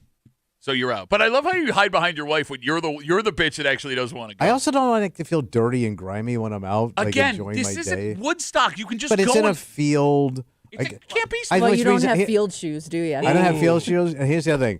I don't want to have to bring my own chair. Just such a Oh bitch. I got to my God. schlep a chair. Yeah, right? they make like those lightweight. Every parent of a youth sports kid has to do this all the time. I It's know, but I'm nothing. not at a Little League game for my Could grandson. have fooled me with that outfit. I don't like to Why is it a schlep. big deal to carry a chair? You look like a scout from Oswego Community College. No, Kimmy, I'd love to go to the music festival, but I don't want to bring my own chair. You're gonna bring a cooler and stuff. You don't have to bring a cooler. By the way, Evan wrote us back on Instagram. No tight jeans over here, just so we're clear. Oh, okay. Yeah. He's loose jeans boy. Flappy jeans. No, flappy jeans. 252 WCMF. Again, we're talking about this second year they're going to do the Hoochie Music Festival, but they're moving it and it's bigger. This year, it's going to be at Camp Eastman in August. It's going to be a 3-day festival now. Your headliner Saturday night is Joan Jett and the Blackhearts. They're kicking it off Friday night with Charles Wesley Godwin. Mo and Dark Star Orchestra headline the last night on Sunday, and there are 8 other acts all the way through. How it has taken this long for a legitimate music festival to show up in Rochester. And Kimmy's right. If this goes well, you're bringing in bigger names next year. Sure. 252 WCMF. Let's talk to Larry. Hey, Larry, how are you, buddy? Hey, I'm doing good, guys. How are you all? Good, man. What's up? Well, I want to tell you a couple of things. There's a place up in the Tug Hill area. Yeah. I wish I could remember the name of it, but at any rate, they used to have like a fiddler festival every year. Well, hundreds would show up because it's not a populated area, but still a good time. Well, Charlie Daniels showed up just to watch it once, and then he come up on stage and started playing. And he showed up every year, and it went from hundreds to thousands that show up because of him. It is weird where Charlie Daniels shows up out of nowhere because he was at the Hilton Carnival a couple years ago. Yeah, he was always on the road. Yeah. Probably running for the devil. Probably. Yeah. You know what? A really friendly guy. I've met him a couple of times, and really a down-to-earth guy. The other one I want to tell you about is up in the Thousand Islands at Clayton. A friend of mine's family, they own it. And I know the family next to them. Well, they had the music fest up there. Again, you had Charlie Daniels show up, and you had Leonard Skinner up, and you had Marshall Tucker show up. All right, Larry. So it's like a Southern Jam show. Larry, is it possible that Charlie Daniels was just homeless for the last 15 years of his Could life? have been. He just kept showing up everywhere. It could be, free meal. That guy loved himself a free He meal. didn't miss a meal. He was a man who wore a belt when he absolutely didn't have The to. biggest ass belt and belt buckle. Larry, I got to take some more calls, but thanks for the call, buddy. Have a good rest of the day. Yeah, There goes Charlie. Do you know what Charlie Daniels' best friends were? Who's that? And it took me a while to make the connection, but I saw a picture of them together. Mickey Mantle. Wait, the baseball player? Mickey Mantle and Charlie Daniels were best buds. Wait, just because you saw them in a picture together? Or Yeah, you but Are actually they they both hung. Oklahoma boys? Well, I think it's a Southern thing, and I guess he performed in areas where Mickey Mantle went and saw him, and they became like friends. So it's possible that there was a room with Jimmy Carter, Charlie Daniels, and Mickey Mantle all hanging out together. Yeah, and drinking. Well, not with Jimmy Carter. Jimmy Carter drank. No. The whole family did. He would not. That was the dirty little secret about the Carter. Is that what it was? Oh yeah. Yeah. Wow, what a scandal. Well, I mean, he was a Christian man, but he had a taste for the Shut up. for the juice. Shut up. 252 Oh, be WCMF. joyful. Let's talk to Chris. Hey, Chris, how are you, buddy? I'm doing good, guys. Besides Joan Jett, the only one that could be second place had to be probably Pat Benatar. You're talking about influential rock and roll women. Absolutely, Pat Benatar, but nobody's better than Joan Jett, I think. What about Leather Tuscadero? You don't like Italians? Pinky Tuscadero? Oh, my goodness. No, I like Leather Tuscadero. I'd rather Her see the dirty Milwaukee sister. Brothers. All right, so let me ask you, Chris, you heard the lineup here. You heard the event. Is this something you'd be interested in buying tickets to? Only Joan Jett. The other ones, no. He wants to go see Granny. No, I would like Bro, to. that broad's got to be 75. No. Hold on. Joan Jett? If she's younger than you, I'm going to Bro, she was a hit when I was God, in you idiot. What is it? 66. Ah! She's your age, you burnt orange wearing bitch! By the way, Chris, she's hung up. lying. She's lying. She's her old- lying. She's lying. She's Google's lying her lying. rock ass She's off. been famous since she was 14. She was big when I was in high school. That's what I just said, idiot. So she was a hit as a teenager. Was it? Joan Jett was in the Runaway. No.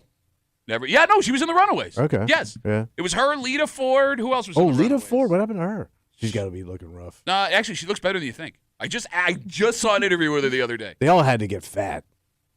No, she's not fat. No, she's not. You know, not fat, but like No, how like old she's ladies. not. Fat, but like old ladies get that big ass pooch. Yeah, not like old men. No, listen. I You're know. Start wearing a buying clothes like that to tracksuit. hide it. Thank you. Sorry. All right, go see old lady on the hill. Well, you won't be there, so Okay. that may bring more people out. By the way, they can't play long. It's got to be. Oh my The God. show has to be over by 10. The noise my ordinance. God, you bitch. You know, Shut That's up. them every old venue. Ironquakers are not going to tolerate your jackass and jam banning crypto show going on till 2 Crypto o'clock. show? By the way, You you just look- said Joan You Jett was look like you 75. scammed a bunch of people with your crypto show. Let's take a break. Speaking of scam, this woman is a scam artist. Oh. Yeah, pleaded guilty. Yeah. Not great. Mm. That being said, we've seen Mom Vics in our area get busted for stealing for personal reasons. Yeah. They thought they needed the money for other things, scarier things. This is the first one we found who says she stole this money Yeah. for a country music star. And no, we're not talking potentially homeless Charlie Daniels. All right. We'll get into the story next here in the break room. Let's see him.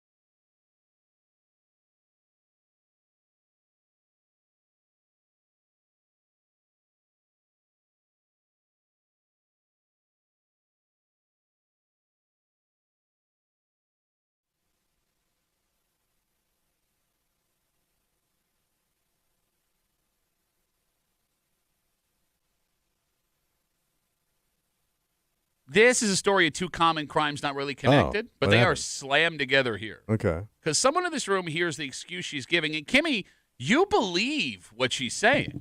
Oh, I don't believe it, but I think it's a brilliant excuse because I think a lot of people would believe it. Because here's the thing, huh? What's that? Folks who enforce the law, not so convinced. Excuse me. And we always wonder what these mom Vics do with the money they take. Yeah. What if I told you that one of them was funneling it to a big-time celebrity? This is the first. You're hanging out in the break room, Rochester's Classic Rock, 96.5, WCMF. Right now, you can go to WCMF.com. Yeah. And for your chance to win a pair of tickets to see Live and Collective Soul, they're coming Saturday, July 26th, Darien Lake, courtesy of Live Nation. Tickets go on sale tomorrow, 10 a.m. at livenation.com. A 53-year-old woman from Brockport What'd she do? is facing up to 30 years in prison. Wait, 30? Up to. You get that when you kill somebody. After a guilty plea this week. The hell she grab? This mom Vic, which is described as a woman over 30, caught stealing from their job, charity, town government, whatever, pleaded guilty to conspiracy to commit wire fraud. They say she was running multiple wire fraud schemes using unemployment insurance, the Paycheck Protection Program for COVID, loan fraud, and elder fraud.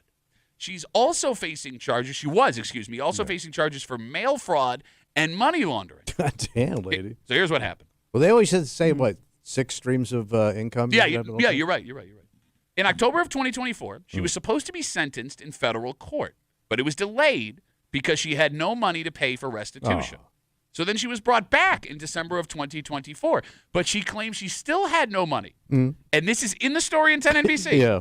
Because she had given it to a person she believed was country artist Kenny Chesney. Every time I hear that song, and I go back to a two-tone short bed Chevy, driving my first love out to the levee. Give me your bank account, Debbie. So she was legitimately sending it? She claims she was sending the money that she stole to Kenny Chesney. That's where all the money went, Tommy. Or who she thought was Kenny Chesney. So here's the thing. So you think she got scammed online? Well, that's what she's claiming. Yeah. Now Kenny's going bad. We have two stories where we see older women get victimized all the time. Yeah. That are somehow combined. And Kimmy, yeah, it sounds like she is painting the reason she committed these crimes. Yeah. She was doing it for the sake of Kenny Chesney. Yeah, she was scammed. She's the victim, Pat. She's the victim. She got played by Kenny. Tommy, do you believe her? No.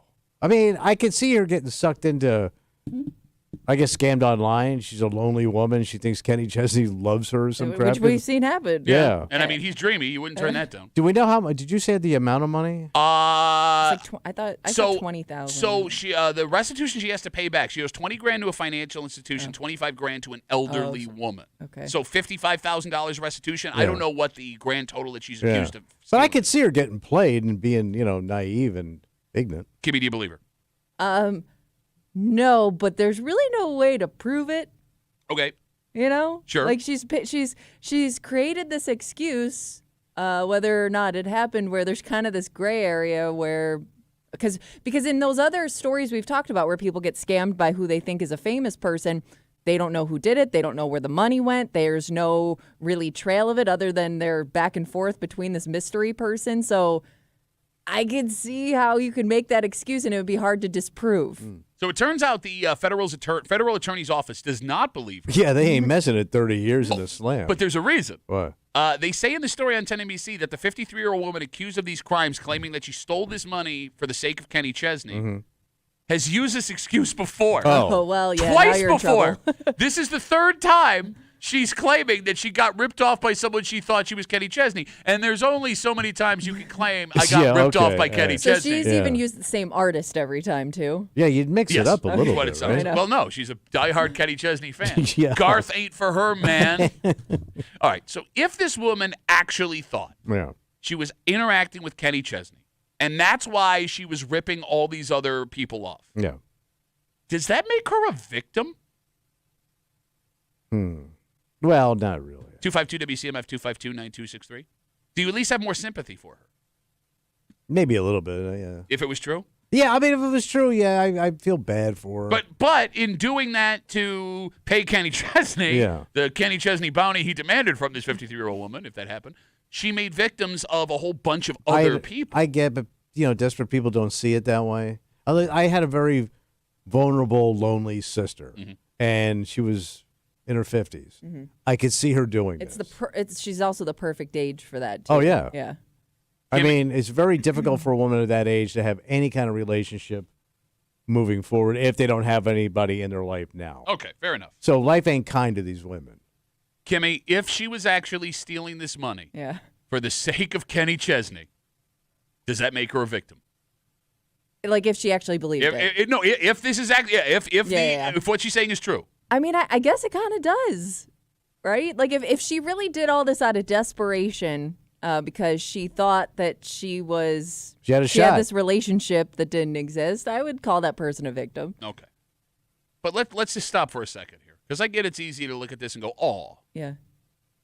At no point did it cross her mind that Kenny Chesney has sold a bunch of records and sells out stadiums every year, and maybe he doesn't need me to take an old woman for $25,000 for his sake. Maybe. Yeah, I would like to know what the correspondence was that yet I needed this money. Platinum fan club member. Is that what it is? Yeah. What? Yeah, I don't know why a famous person would need money, but then again, we've seen it happen before. It could also be, didn't the one woman, she got scammed by who she thought was a news anchor? Oh, I God, can't the remember guy which on news anchor. ABC. David Muir. David Muir from Syracuse, yes. So, good-looking kid. So I think Calm down over there, Tracksuit. I'd send him a couple of bucks. if I remember correctly, she was sending that person money because she thought it was going to get her a chance to meet him Yes, or you're something. right. Like it wasn't like she was sending him money because she thought he needed it. It was some other reason why she was coming up with this money. $55,000. How much is a meet and greet with Kenny Chesney, for How God's many sake? people would give Kenny Chesney $55,000 if you wrote a song about you? Oh. Like a personal song about you. Good question. Like with your name in it, your whole life. You all up at the levee. Next thing you know, them clothes come off, Okay, girl. bro, you We obviously doing a little skinny dipping. You obviously don't know your Kenny Chesney, because Kenny Those aren't catfish that are nibbling. Kenny Chesney don't go down to the levee. Kenny Chesney romances you on a beach. That's No, what he just mentioned the levee. Right, play it back. I want to see. Let's if we hear go a down to the levee. We're going to take my Chevy. No, that's, You ignorant woman. We're going to do some naked swimming. that's Don McLean you're singing. No, there's a levee. Come on, let's see if there's a levee. Go ahead. Come on. Every time I hear that song, and I go back to a two-tone short bed Chevy, driving my first love out to the levee. Ah, damn it! There's a levee. There's a levee. There's always a well, how levee. do you think the farms get the water? You're You need right. a levee. You know need what? irrigation. I didn't think about agriculture. You need irrigation. And but here's the thing. Past the idea that you're going to steal this money, again, we're talking about a 53-year-old woman from our area. She's been arrested after multiple accusations. She's from Brockport, by the way, of wire fraud, stealing, all conspiracy to commit wire fraud, all this stuff. During her sentencing, what they say. she claimed that she had no money for restitution because she was sending the money to a person who she thought was Kenny Chesney. Okay. The attorney's office does not believe her. Turns out she's used this excuse twice before. But maybe being starstruck, thinking you were talking to real Kenny Chesney, you didn't think that all the way through. Fine. It meant you were willing to do horrible things, just to get in the good graces of a celebrity when you are 53 years old, just to maintain some sort of relationship with this person. I get that people at that age can be vulnerable and lonely. And you're looking for a purpose in life. I get it. But haven't you been around long enough to have a bit more of a moral compass? Well, in you that? should. Right? You should. I get some teenage, young 20-something thinking being famous and being around someone rich is the most important thing in the world. Yeah. But at 53, take the fact that she would believe it's Kenny Chesney out of it, because that's believable. Mm-hmm. The fact that she was willing to hurt other people for Facebook Kenny Chesney, yes, I think makes you a worse person than if you were just willing to do that to put the money in your pocket. Kind of so the victims making more victims. It's like a never-ending victim chain. Let me put it this way. If this woman idolized Kenny Chesney. No. If this woman stole all this money Yeah. and then spent it on things for herself, Gotcha. that's bad. Okay. And it's gross, but it's logical. Mm-hmm. If this woman actually stole all this money only to impress Kenny Chesney. Well, but it's also, if she believed it was for her too, right? Like, I am doing this for me, so this person likes me. Okay. It's still selfish. And you and I have never been to a levee. No, I've been to a levee. Yeah? Yeah. We'll levy your ass, Ben, too. Eugene Levy. Well, you didn't mention Eugene Levy. That's your number one Canadian levy. No, you know what? Now that I think about it, I don't know if I've ever been. I to don't a think I've levee. been to a levee. I don't. either. I couldn't. I grew up in the South, and I probably drove by and didn't even know it. I could not draw you a picture of what a levee Yeah, looks like what's the definition of a levee? It's like a dam, right? Like a hose of water. I want to say yes, but I don't know. Drove Are my the Chevy to the levee. Okay, stop there singing was- Don McLean. There was Kenny with some old lady Are the naked swimming. are the locks in the canal levees? Because if that's the case, I have been to multiple levees. Well, maybe so. Maybe How so. about I don't know. How about it turns out we've been going to levees this whole time. The real lesson was the levees we saw along the way. We were already there. Kimmy, what is the I'm definition? trying to find it. How do you not have a Well, definition of a it's levee? given me like damn. a levy is a legal seizure of your property. Oh, you Yeah. spelled levee wrong. I did, but it keeps autocorrecting. Okay. You How know you do a badly I'm Dynamite spelling show levee. when you have to have dead air to get the definition of what a levee is. Talking about Kenny Chesney, fake Kenny Chesney, potentially ripping off a 53-year-old woman who was obviously lying about being ripped off by Facebook Kenny Chesney. I mean, How the hell do you spell levy? is it Levy? How'd you spell it? Levy. That's Marv Levy. He was the coach of the Buffalo Bills, and I have been around him multiple times. And there was that No, great it's- Don McLean song. And I think he retains water. Levy. Well, at this age, he absolutely yeah, does. yeah, yeah. Gotta Too much watch your salt. sodium. Lay out the salt. Yeah, yes. Marv. Oh, Levee is a human-made barrier. It's a dam. An embankment built along the edge of a river or waterway. So no, never seen a levee. Well, I'm glad we figured that out. Yeah, because the levees broke in New Orleans when we had Katrina. Yes, we should all know what levees look. Well, no, because those were broken. We wouldn't have seen them. No, we saw the water running through. No, but we didn't see the levee. Oh, It broke. yeah, true. Washed away. Well, I'm glad we got to the bottom of that. Yes. Let's take a break. All right. I got bad news for all husbands and boyfriends that can hear this show. What's coming up now? You will be seeing this 10 times. 10 times? When it's all said and done, because you've probably already seen the movie version of this. It has taken America by storm. There's a pretty good chance, if your wife or girlfriend is into this, that you have seen the streaming Broadway version. Oh, God. But now, guess what's coming to town? It ain't that historic thing. No, Hamilton? Yes. We've talked Well, about that's Hamilton. that's been here. And here's I the think thing. it's coming again. And by the way, men and women both love Hamilton. Kimmy, tell me if I'm wrong. It seems that this musical specifically is geared way towards the ladies. Yeah, I don't think men would have a lot of interest in the whole backstory of this. We'll tell you what it is and what you will be spending your money on. Hmm. And if your wife or girlfriend is near you, get them out of the room. Next here at the break room. Let's see you, Beth.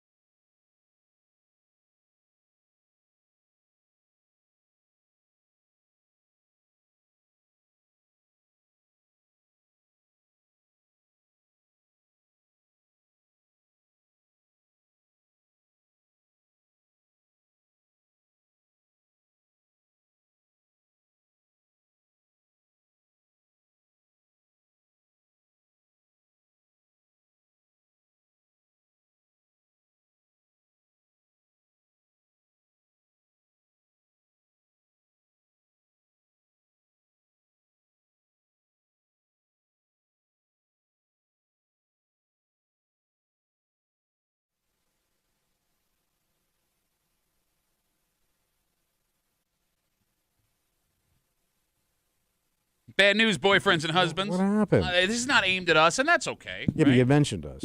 Well, yeah, because I've been both. It will affect us. Kimmy, are you into this? Does this interest you? Is it girl stuff? Not really. Like, I remember being a teenager, and was this like new then or something? Because I remember girls had like the soundtrack to it. So that's really the only reason like I'm familiar with it. But I'm not like dying to go see it. It has taken over America over the last couple of months, and guess what? Now it's in our backyard. Oh. You're hanging out in the break room, Rochester's Classic Rock, 96.5, WCMF. Yesterday, the Rochester Broadway Theater League revealed their show lineup for this year. Ooh, who we getting? The crown jewel of their schedule this season, Wicked. You're gonna be popular.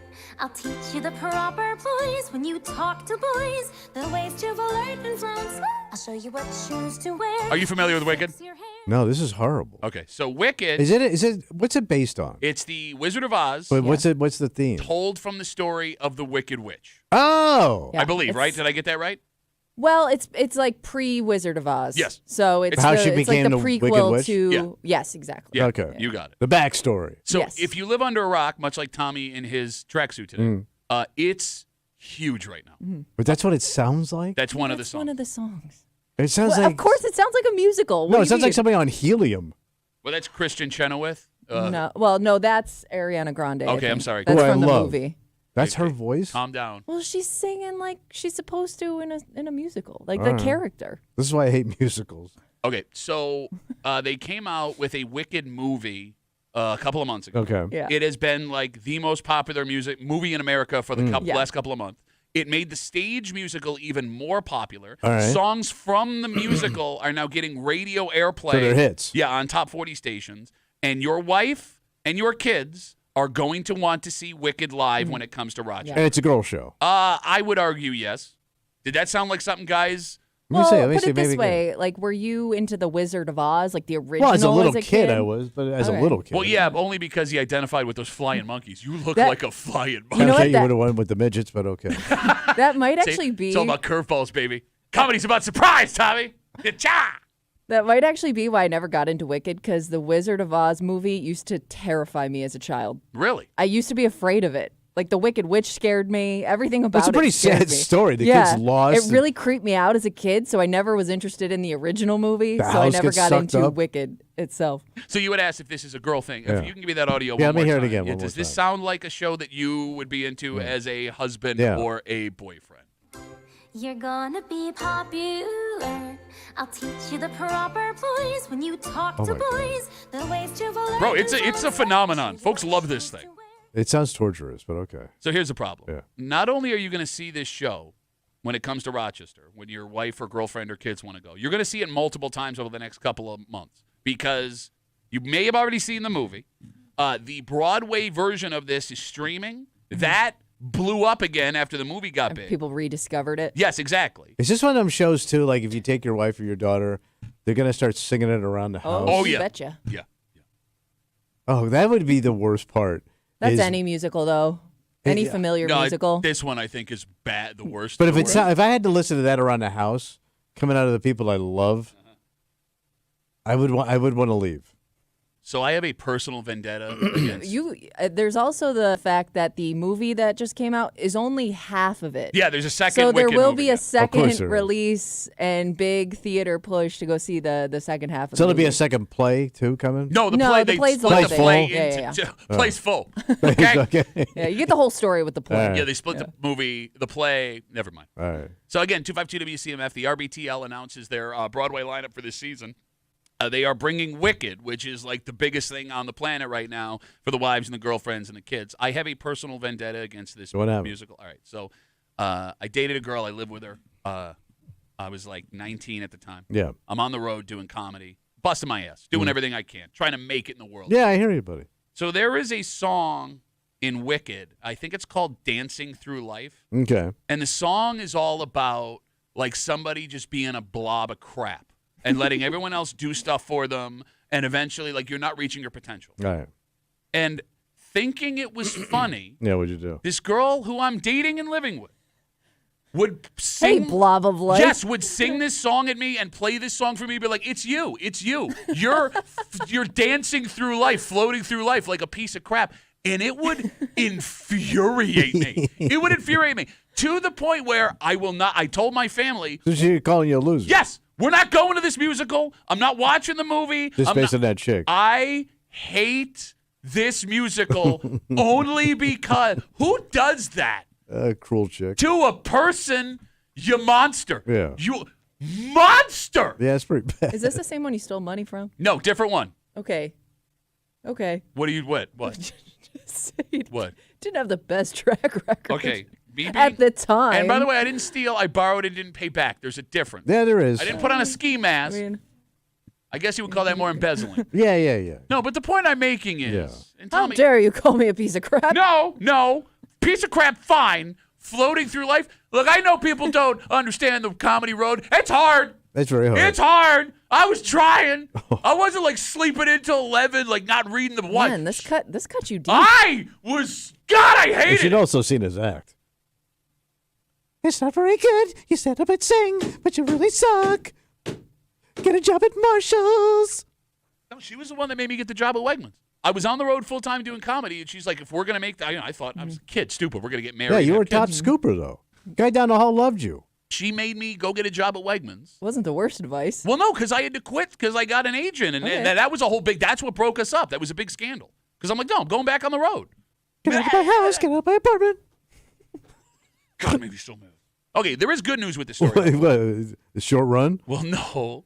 Wicked is not the only show coming. Well, it's coming. Something for probably a lot. If you love this show, you probably love this group. Monty Python's Spam-A-Lot is also coming. All right. It's the musical based on the movie Monty Python and the Search for the Holy Yeah, Grail. I've never been a big fan of that.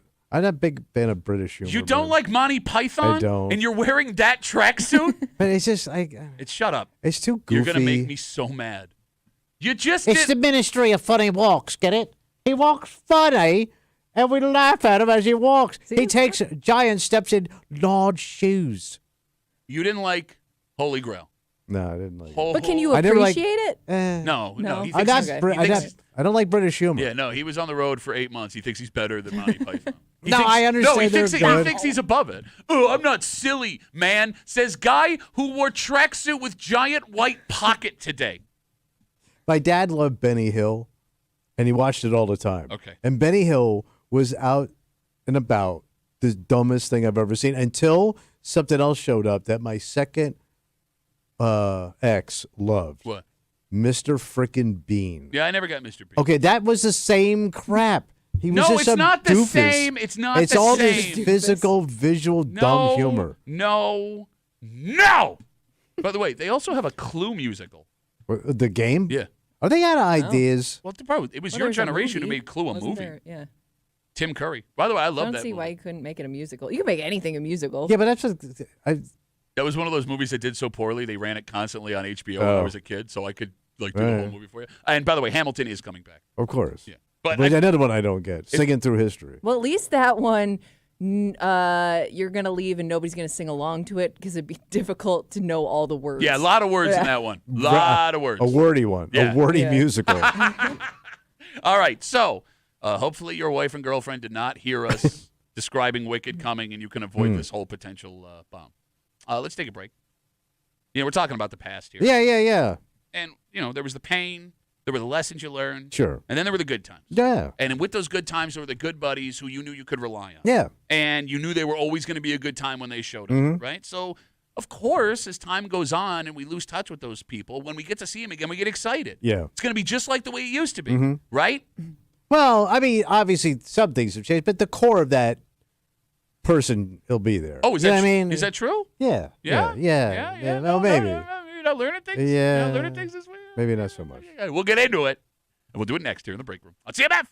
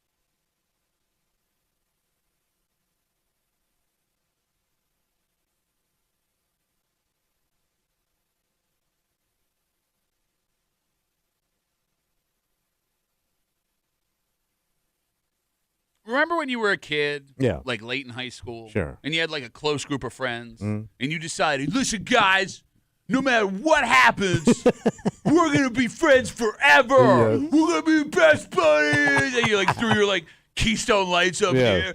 Class of 96 rules. It's that Tommy Boy moment where he crushes the coffee table. Nailed it. Yes. Then you grow up, you all go your separate ways, and you Sure. realize it's not possible to be best friends forever. Yeah. People change. Yeah. We should. Mm-hmm. But it turns out it's not just growing into adults that can change us. Yeah. Because even folks you knew as grown-ass people, one day cannot be the same person you thought they were. Yeah, true. Something that someone in this room may have found out the hard way. Yeah. You're hanging out in the break room, Rochester's Classic Rock 96.5, WCMF. First off, you can log on to WCMF.com. Ooh, what do you get? Enter for your chance to win a pair of tickets to see Jim Gaffigan at the Blue Cross Arena December 12th, courtesy of Outback Presents. Tickets go on sale tomorrow, 10 a.m. at Ticketmaster.com. It's Thursday. You know what that means. I think we're going to bitch it out in a little bit. Yeah, we got that coming up just after 9:30, Bitch Voice Theater. And it is, once again, a new Tommy Tracksuit Thursday. Tommy Pockets. Tommy Pockets. Looks like a total jackass. If you have not gotten a glimpse at this edition, as Tommy called it, the headliner of Tracksuit, Oh, yeah. we encourage you to log on the Odyssey app, WCMF.com, YouTube or Twitch, the Break Room, WCMF, to get a look at what a three-quarter life crisis looks like. Tommy, you said you got together with someone you hadn't seen in a while. Yeah, so I reconnected with an old character from the old show, the old Wiener show. Mm-hmm. And we had gotten back a little bit back and forth, and I said, and I love this guy. He was funny, made friends with him, not on the show, but there was a lot of characters on that show. Sure. So this guy was always a fun guy, like a drinking buddy kind of guy, right? All right. So I figured I haven't seen him in a long time.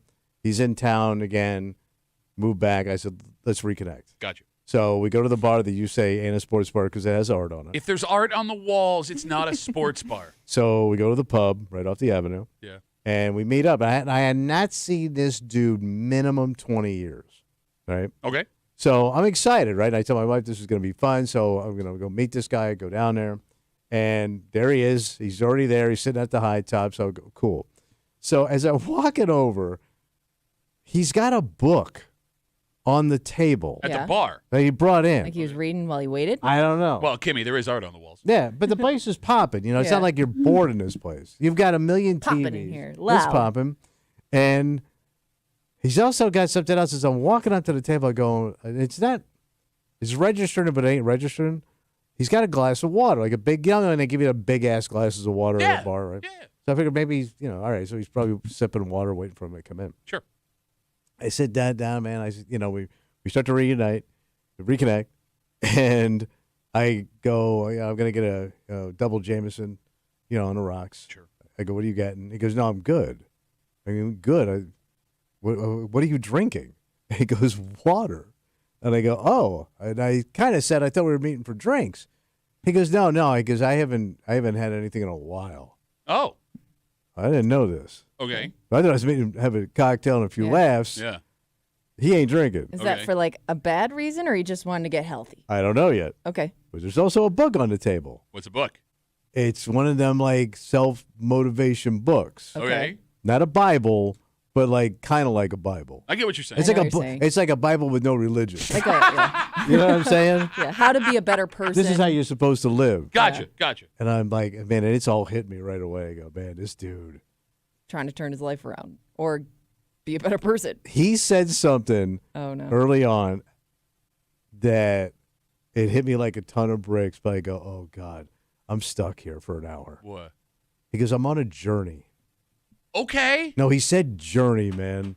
Now I'm on with Journey Boy with his glass of water and his self-help book. Yeah. I'm stuck for like at least a drink or two with this dude. Okay. Well, you met up with him to catch up, right? I wanted to like catch you were up to gonna get a fun. life story of all that time you missed out on. But I missed out on nothing because he's lame. He's like no, maybe there's a good story as to why he's now lame. There ain't one. And by the way, you can. He went bad. He went bad. He didn't go bad. He went bad. What do you? Okay, he's booze. He went bad with the booze. Oh! I thought you meant he went bad by turning his life around. No, he went bad. He had some medical stuff. Okay. So we're catching up a little bit, but like, Hey, God, man. Now, but then I start getting the journey pitch. It was almost like I was stuck at an Amway convention with this guy till I turned my life around. But I just wanted to have a couple of cocktails and laugh about the old show. Okay. And he didn't even want to talk about that because it was like a bad memory to him because that's what led him, like having hung out with people like that got him in a bad way. Yeah, no, I get it. Anyone that ever listened to that old show, they all became alcoholics just based on the stress. A lot of them have Parkinson's. Okay. So it bothers you Yes. that this friend of yours Yes. that was always a fun-time guy Good time, Charlie. was not the fun-time guy you expected when you saw him 20 years later. Right. And I'm now stuck. Okay. Because now we're hanging. It isn't like I passed him at the aisle of Wegmans. We're sitting down. Then he orders food. So now So you're stuck. He almost cursed, by the way. I know. 2. He gets an app and an entree. So that means now we're anchored in. So is he trying to influence you, or is he just telling you what's been going on?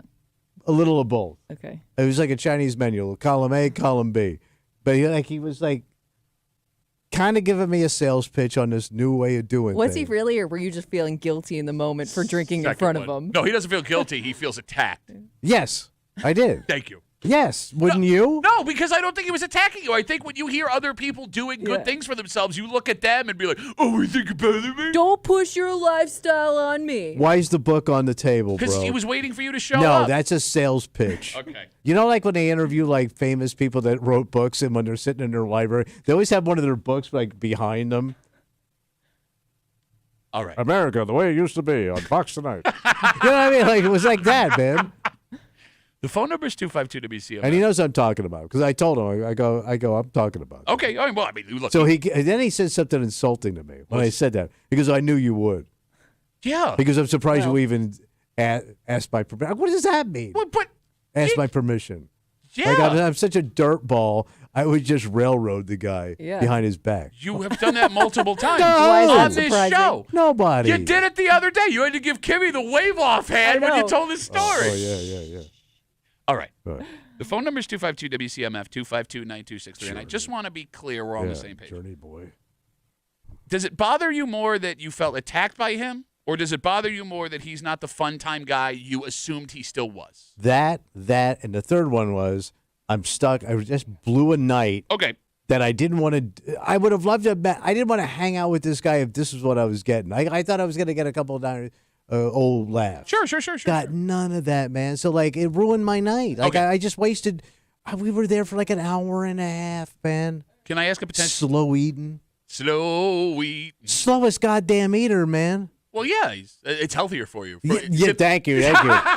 Chew your food. 37 chews. Can I ask you a potentially stupid question? No, knock yourself out. Okay. Your buddy was different. That bothered you. Yeah. Do you think he saw you the same compared to the last time you hung out with him? I probably. I don't. I don't know. There's no way. Well, I'm still a wise ass. I'm drinking. Okay. I'm irritated. I think those are my core values. Okay. You are not the on same. my journey. You are not the same guy I hung out with all those years ago. And it's not like you were 18 when we were hanging out. I can't drink like that anymore. But you were in your mid-40s. Yeah. You haven't seen this guy in 20 years. Yeah. How do you know he didn't walk away from that get-together thinking the same thing? What a loser. Seriously. Well, at least I was closer to the old me than But this maybe he dick. sees that's. Maybe if you didn't change, he would see that as sad. How have you not grown up? I grew up. How have you not, changed your life around to be a happier person? You're still old. I'm happy. Just an old, miserable tracksuit guy. Who's miserable? Okay, listen. Listen, I know we've talked about this before. You cannot express joy or happiness, so you're gonna come off as miserable to most people. Well, we could have had some fun talking about the old show and the laughs we had. Mm-hmm. But you would have none of that. I kind of thought that's what we were going to But do that here. kind of but maybe he thinks you're stuck in the past. Well, thanks. Oh man, this well, guy when you hasn't moved catch on. Look at this. hold on. Yeah. If you're gonna catch up with somebody, you're gonna talk about You're the gonna past. talk That's about all the we're past, gonna- but also how far you've come, what you've been doing lately, right? Well, we never That's got part to of that. it. We never got that in. Okay. All right. Here's the thing. Maybe What a scam. Maybe Kimmy doesn't get this yet, and I don't mean that to sound condescending. Well, she's young. She doesn't have a past yet. Okay. The fact of the matter is this. In the defense of Tommy for a second, 252-WCMF, I see you guys on hold. We'll get there. It is really disappointing when something like this happens. Yeah. Because the fact is, we all get older. I had a good set lined up too, man. You know how you work on your set. Oh, yeah. You bing, bap, bap, bing, bing, bing, boo, boo. But here's the thing. Most people never stop growing, for better or for worse. No, you get stuck. You hit your level. No, that's not what I'm saying. What are you saying? All kinds of things can change who you are every couple of years. All right. And I know there are people listening right now like, no way, man. I'm going to keep rock and rolling forever. But you've changed. You don't realize you've changed, but you've changed. That's a big change, man. Yes, I understand that his change is bigger than your change, but you have made a big change. Adjustments. No. Yeah, there's a change. You have You're changed. a different person. A than- much different person. Not much. You're married? I've heard the stories. Bro, yeah. You're married. You live in a different town. You now have grandchildren, Yeah, right? you're Stepkids. grandpa. Yes, you're a grandpa. Yes. You don't drink nearly as much as you used to. I've cut back. You have furniture in the place that you live. Yeah. I mean, bro. You've learned how to be a good husband. I'm getting there. Yeah, I don't know. There's a couch situation. Better, that would be- better, improvement. Think about I don't lie as much. Think about the disasters we were. Oh, I know. And what you are night and day. So don't sit there and be like, oh, this guy's a bitch. I'm going to go to the Pittsburgh pub for 1 hour and have one drink and then come right home, honey. I'll be right back. I missed you so much. Yeah, just the way the meal you'd order would be different than the last time you probably saw this Yeah, guy. probably. Look. So I kind of triggered him, too, a little bit. By doing No what? kidding. So I asked him, I go, because I started bringing up the old show and, characters and stuff. And I was kind of, because he had been out of town, so I was telling, and he wasn't interested. And I said, like, do you not want to talk about this because it's going to, like, trigger something? Mm-hmm. And he got pissed, kind of. He goes, like, what do you mean? Like, you'll start, like, drinking and stuff if we talk about this stuff? And he's like, no. I go, oh, yeah. Oh, yeah. You have a smile on your face right now yeah. saying it. You're a monster. You're a monster. Don't trigger me, man. I'm on a journey, man. 252 WCMF. 252-9263. Let's talk to a very wise woman. Oh, okay. Marcy's on CMF. Hey, Marcy, how are you?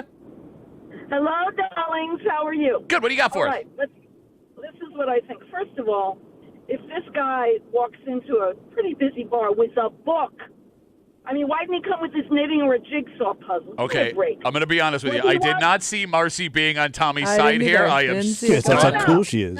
No, listen. This is the thing.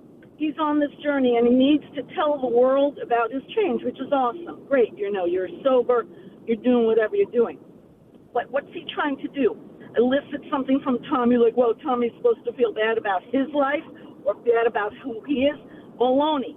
Especially with someone you haven't seen in 20 years. Well, that's how Tommy perceived I don't care it. about your journey. Do me a favor. Say hello. You don't want to reminisce, fine, because it's going to trigger you in some way. A big drama queen, you emotional snowflake. It's like she was there last night. I'm telling Were you at the next table? And then, if this guy had such a deal with drinking, why not say to Tommy, oh, let's meet for lunch? Because Coffee. Tommy wouldn't. No, Tommy would don't know not if he do would. that. I would have been for coffee. Over the phone, he would have been like, oh, you bitch-ass bitch. It's not up to Tommy to demonstrate to this guy that Thank he's you. changed. Tommy doesn't have to legitimize who he is. Preach, girlfriend. He is who he is. Mm-hmm. Okay, but he's Yeah, not. I do want to point out that Raw we're getting Tommy. this from Tommy's perspective. So we don't really know if he was pushing his lifestyle on Tommy or if he was just simply telling Tommy what he's been up to, and Great that's how point. Tommy took A it. book and a glass of water? What's he doing, a book signing? Do you ask him for an autograph? Really? He didn't give his book to you to read. But All it was there, All right, man. Marcy, I still love you, but I am stunned. I am stunned. Long Island wisdom, bro. It's just common sense. Don't pee on my leg and tell me it's raining. Anyway, I gotta go to the dentist. I love you all. Bye. Love you too, Marcy. I do love Marcy. Okay. All right. 252 WCMF. Again, we're talking about Tommy meeting a friend, old character from the Yeah. show. And there was a ton of characters. Oh, I don't want to say anybody's name. I'm scared. Well, I don't want to hurt the guy. I but don't want to hurt a guy. As you've been crapping all over him. But nobody and knows. you told him. No, you told him you were going to. No, but I didn't say who. Listen, that show had a ton of misfits, Fair enough. and he was one of them. Fair enough. So you go out to see him. You haven't seen him in 20 years. Yeah. He was an old drinking buddy. Laughs Yeah, a he used to minute. come out to all the events, man. We gave him so many nicknames. He was such a fun guy. He's got a self-help book at the bar. He's drinking a glass of water. He Yeah. doesn't want to drink. He's telling you all about all these new things. He doesn't want His journey. doesn't want to talk about the old show. Right. All right. There are a few things that can really bother you in these situations where you get together with someone who is not how you remember. Yeah, the guy's a dud. Okay. One, the fun get-together you thought you were going to have is not fun. And you're hearing this from Tommy. It was not fun. You're stuck there. Exactly. 2, it's a reminder that we're growing up and we can't do the things we used to do. Yeah, it is. Yeah. Because here's the thing. When you have a really good buddy from back in the day that you used to get wild with, have a really good time with, there is this fantasy in our heads for some reason that all you need to do is see them again, and it's on. It all comes back. You got it. Like, we're going to go out, we're going to have some drinks, we're going to talk to some girls, we're going to laugh our asses off. But when that doesn't happen, and it almost never happens, it hits you in the face really hard that you can never have those moments back. Is it also go ahead. But what might be the most jarring thing when you find out that buddy isn't the same anymore, you start to realize that there aren't many people left that you really know. Yes. Yeah. You're losing all those old connections. Yes, like if you had a running mate from back in the day that person saw you at your best. Yeah. They saw you at your worst, vice versa. No one was going to judge. Fun, yeah. They knew your secrets. They had your back. When you really don't know them anymore, it means they don't know you. It means father time is a ticking time bomb. Yes. And that pact of we're in this forever, it's gone. Yeah. And they're there physically. And it's possible if you ever were in a bind that they'd be there for you. But this us against the world idea, yeah, it's gone. like sands on our glass, so go the days. Oh, he had a stroke? Yeah, I don't know. I also wonder if you realize, like, when you take out that thing that bonded you, the partying, the drinking, whatever, you realize maybe you weren't that good of friends in the first place. Well, because you start to realize maybe we had nothing in common. But that's like basically outside of partying, like maybe we weren't even really friends. But that's most people. Like if you take that common core thing that you have between two people and you get together, you probably you have friends don't. that you carry on with throughout life that, they're your friends for multiple reasons, whereas this, maybe a couple people get filtered out along the way because you realize, I don't even really like this person. We just had a good time together. But that's what you bond. No, you're just finding out that you're an alcoholic right now because all of your friends were guys who only like drank if you take out that one thing, maybe those aren't people that you normally associate with. When you take the alcohol away, most people are goddamn boring. No, that's not true. Yes, it is. So you don't have any friends that... you can just end the sentence. What? It's like if you weren't drinking, you don't have a friend that you could just hang with. Not for long, man. Like I guess I could a little bit, but I couldn't do it. I could only do it once. Because you know what? You don't... Like, Pat, you would have a buddy that you could watch a Bills game with. Oh, yeah, I have a and couple, you don't care whether or not you're drinking or But you're eating, watching whatever. a Bills game. You're not really interacting. Okay. But it's something... Listen to the pocket. But Listen it's to something Tommy you have- Pockets. The pocket. Tommy in his uptown pocket. Listen But to the it's pocket. something you have in common. You're bonded over this thing. Well, that's what alcohol is. Well, take But the Bills away. My We could question just is, sit do you there have in a anything room. outside of alcohol? Like anything you would enjoy doing with a buddy, an activity of any sort? I don't know, man.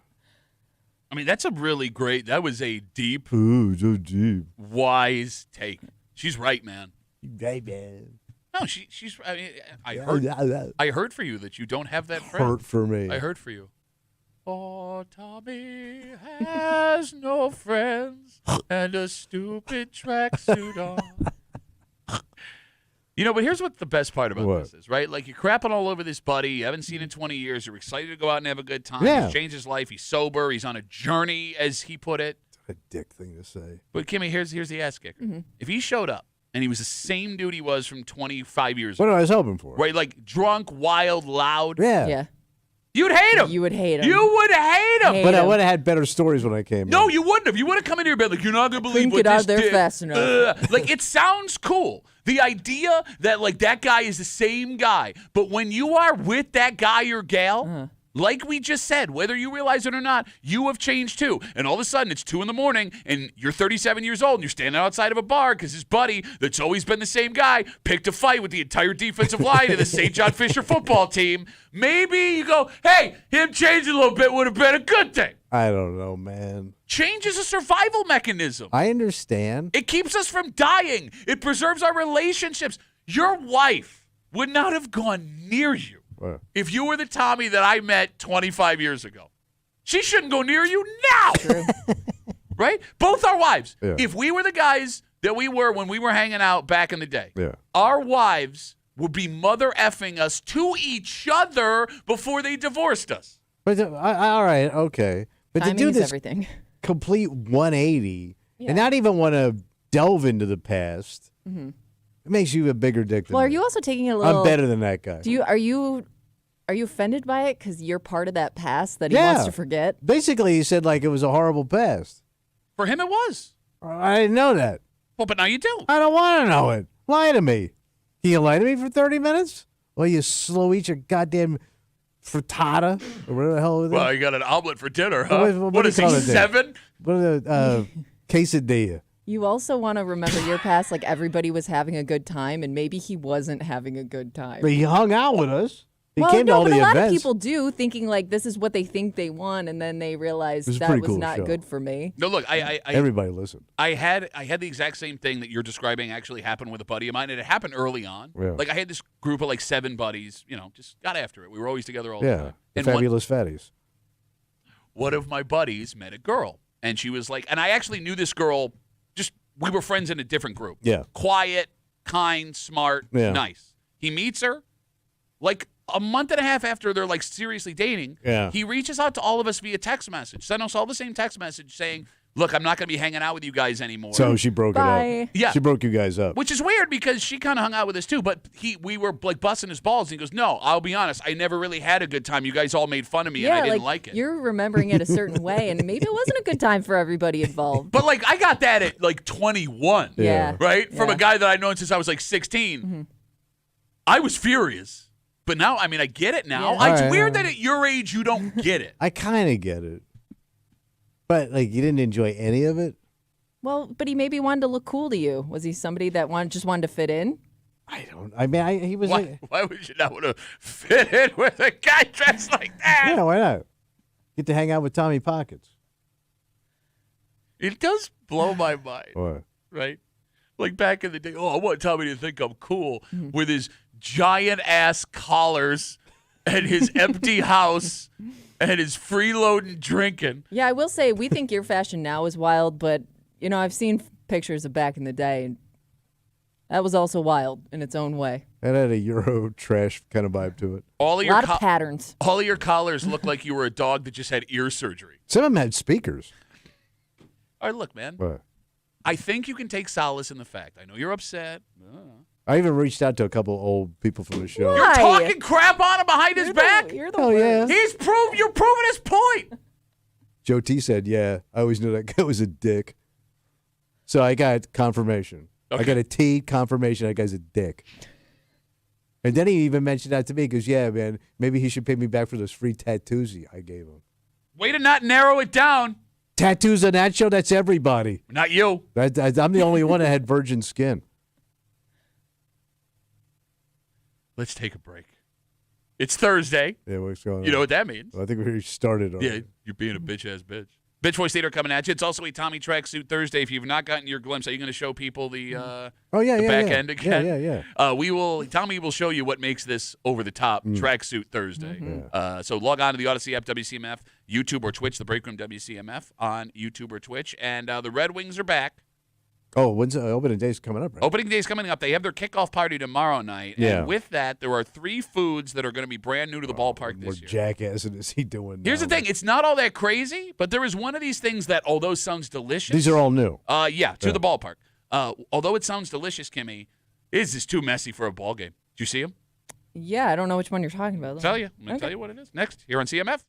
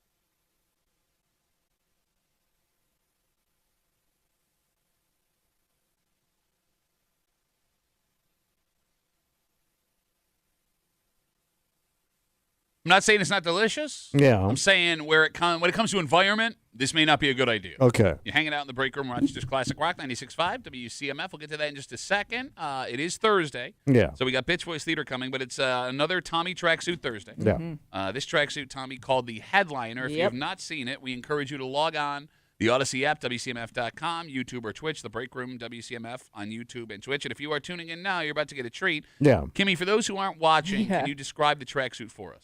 He looks like the world's most unsuccessful sugar daddy. No, it's like a burnt orange color, and what highlights this particular tracksuit is a blingy pocket on the back. Not like two pockets on the butt. He's got one single bright white pocket with like the emblem of whatever this brand is. Yeah, all the kids are calling him One Pock. Could you please show? So if you're watching the live stream, here comes Tommy's. There it is. Yeah. Right there. You're welcome, everybody. And that is OnlyFans quality. If you're watching, it's going to cost everyone $10 if you're watching the live stream right now. Yeah. One giant pocket that is so big. Patchy pocket. Yep. You don't even get to see the full pocket because here it comes. There's the full pocket. A bright white pocket on a burnt orange tracksuit. Okay, that's enough. We got it. We got I know your back hurts doing that. By the way, our engineer just walked by and got a full shot of your rectum. Poor Derek. Yes. With that being said, it is Thursday. When you want to hurt someone in this room, you can't call them short or stupid or say when they bend over like that, the color of the tracksuit makes it hard to find where I'm supposed to stick the probe. Bro, that is anus colored, bro. What? Is that what you got? Is that what you got? Can I get what color are you looking for? Yeah, I'm looking for anus. Don't you say that every Friday night? Shut up. Downtown? Yeah, I'm looking for downtown anus boy. Downtown anus is what I'm looking for. One of my favorite Dan cover bands. We're downtown anus, thank you. You gotta really hurt someone. Something along the lines. I'm the break room. I'm jealous of Tommy's cool pockets because I don't have cool pockets at my house. Oh, everybody wants to be cool pocket Tommy. We take all your bitch voices, anus related or not. We run them back for you. We call Bitch Voice Theater happens now on CMF. And now, Bitch Voice Theater, featuring Thomas Muley, accompanied by Patrick Duffy. Oh, I'm Pat Duffy. I want to go downtown and drink with the little kiddies in the goddamn bar because it's got to be a playpen with a booze bar in it. A booze bar in the bar. Booze bar. Booze bar. Because you shouldn't be a drinking bitch downtown with children on a St. Patty's Day, you little bitch.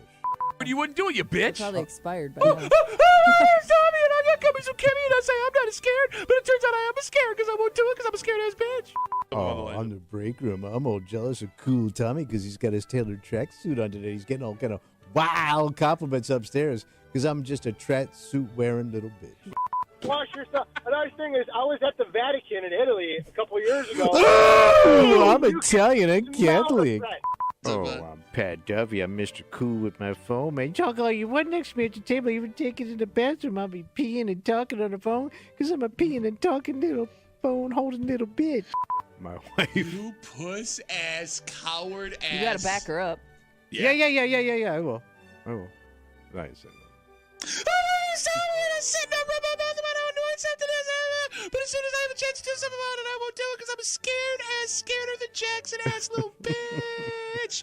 And that was Bitch Voice Theater on WCMF. So the Red Wing season is right around the corner. Yeah. In fact, tomorrow they are having their kickoff party down at Innovative Field. It's like 4 to 6, 4 to 7, something like that. You can check out the website. So it's you just go and eat all the new foods and stuff, experience? Well, this is like a party. Like okay. Drinks, bands, all that. It's like the kickoff to baseball. Like a happy hour. Yeah, they do it every year. But yesterday, the Rochester Red Wings unveiled the new foods they will have at the ballpark for this season. For example, they are debuting what's called the Bruce, named for Bruce the Bat Dog. Okay. It is a foot-long Zweigles with meat sauce and onions. All right, Bruce. I hear he was the model. Can't go wrong with a foot-long Zweigles. It's a solid choice. They are ballpark, especially. They're adding mashed potatoes with broccoli and cheese sauce. By the way, sneaky good ballpark food. Wait, just a cup of mashed potatoes? Yeah, I think you can It's like add a mashed potato bowl. Oh, I don't know if it's a bowl. I don't know if you add it to like your prime rib sandwich that you get down there, but that sounds delicious. But there is one sandwich that sounds delicious, yet is not ballpark appropriate. They have added a braised beef sandwich. So it looks like pulled beef, Yeah. braised, yeah. barbecue sauce. Well, like a pulled pork sandwich almost, but beef. Yes. But so what's wrong with that? Okay, it looks delicious. Yeah. Well, But they probably have pulled pork sandwiches. Okay. Pulled anything, too messy for a ball game. Well, when you do it, yeah. How? There is no one that can eat pulled meat. Wait, you can't eat. Wait, You can't even do it. It's you brain fried. can eat pulled meat. I can show you. Oh, really? Yes. Well, how are you going to do that? I just started a new business. I'm getting into the pulled meat game. Where's that? I just opened up a little kiosk in the men's room. What's it called? It's called Uncle Tommy's Pulled Meat Contest from my meat to your mouth sauce. Are you dressed like the sauce today? Yes. Oh, special anus sauce, I thought. You cannot eat a pulled chicken, pulled pork, pulled beef sandwich without But spilling I thought they some already of had that those meat. there. Yeah. I mean, bro, how hard is it? If you put stuff on that foot-long hot dog, it's going to be cooked I up. thought you were going to say the hot dog was the messy No. one because the hot dog's also covered with like the meat sauce and stuff too. So I would think that Chili dogs, all Nope. that stuff. that would be the messier of the sandwiches. No, here's the problem. It's Go a ahead. gravity issue, right? So All right. you eat a hot dog when the hot dog is purely horizontal. Do you eat it like this? Yeah, the hot dog stays Nobody horizontal. eats it like that. No, if you have stuff on a hot dog, you eat it straight up and you go in No, like this. you don't. Yes, you do. Yes, you do. No, I never eat a hot dog like a. No. When it's got stuff on it, you do. You don't realize it, but you do. You underhand You hold it like hot a dog? salty crank. you or you go over the overhand. top. You overhand the okay, hot but I'm dog. saying whether you overhand or underhand, it stays horizontal. Well, I usually eat it like a sandwich. You don't. Like you this. don't. You double hand the hot dog? Well, yeah. You It's like a cannot- foot long. You got to double hand that bastard. You Get cannot. away from you. Go ahead. I'm listening. You cannot eat a burger or a pulled meat sandwich horizontally. It's impossible. It will always tilt because of the angle of your So mouth. you think it's going to spill all over? it will you? absolutely spill all over you. It's Well, I gonna. I guess mean, you don't all like your of these container. things, minus the mashed potatoes, are food you can't put down once you start eating them. Yes, you're right. That is also like complicated. it's stuck in your hand until that thing's gone. The only thing that I fear when I'm eating at the ballpark, Oh, I thought you were going to say death based on your age. that too, is mustard. Getting mustard on your clothes. Why it not don't, ketchup? Ketchup you can get out. Mustard just seems to stain and it just never leaves. Yeah, they call it the original sin of condoms. Yes. Yeah. You need a full baptism to get that mustard out of Of your all, pants. of all the messy things at the ballpark, mustard is what scares you the Yes. most. You know why? Because he wears light pants all the time. He's a bitch that wears light Well, pants. I wear summer trousers and linen trousers. You guys think you could eat a pulled meat sandwich without spilling anything? Yes. No effing Bro, I've eaten way. chili in the car. Top that. Chili in the car? Yeah. It gets in a bowl. Yeah, but still you gotta. No, but again, I know. that's- I know you eat chili like this. We're doing radio, idiot. We got a camera. All 400 people watching. I just showed my rectum. Chili Yeah. has bowl and spoon. You can make Yeah. that work. Okay. There is no control for the leaking meat out of the No, back but, of the sandwich. But it falls into the tray, Bring a sock. and then you can eat that. I don't know if they're gonna. I don't know how they're gonna serve it. Well, it depends how saucy it is. plate or tray. It's always saucy. Everything at the ballpark's saucy. Man, you know they do that. sauce it up. They call it Saucy Park. Here's the Oh. other problem as we talk about, again, the new food options at Innovative Field this year. You got the Bruce, named for the Bat Dog, Zweigels, meat sauce and onions, great. Mashed potatoes, broccoli and cheese, fantastic.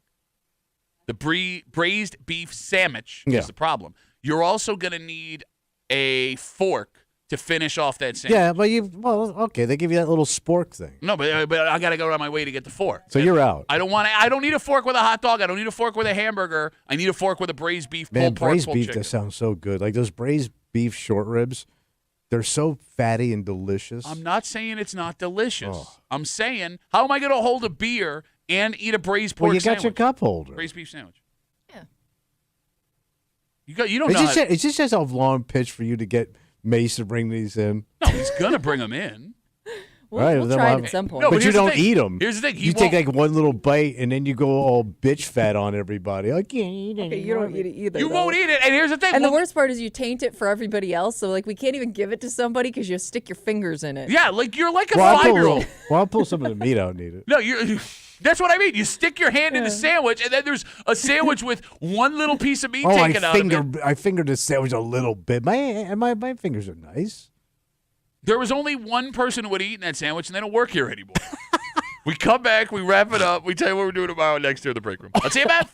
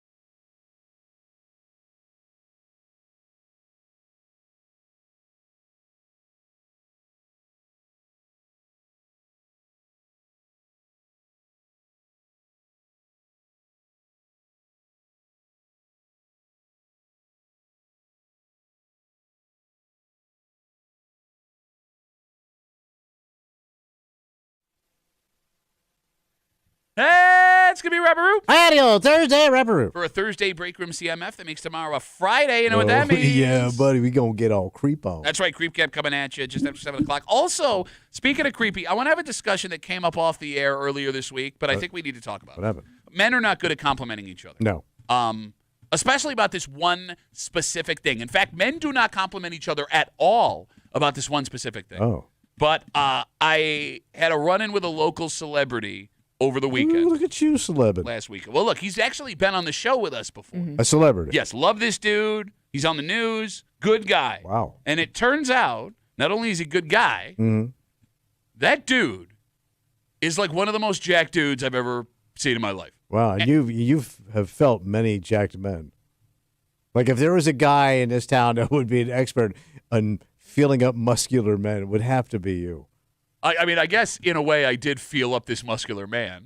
Well, you came in and raved about him. Like you described him using like Earth quotes. Okay, I'll say it. Yeah. I'll tell you what I said because like I was so taken aback. It was so unexpected when this guy came up and gave me a big old bear hug.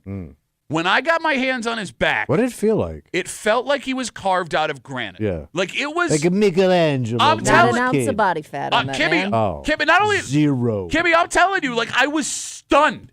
I was stunned that a male body could look and feel this way. I don't care what that makes me sound like. That's how impressive this Wow, was. okay. That's how impressive this was. But here's the thing. Yeah. This show's really taken a weird turn Okay. ever since my rectum showed up.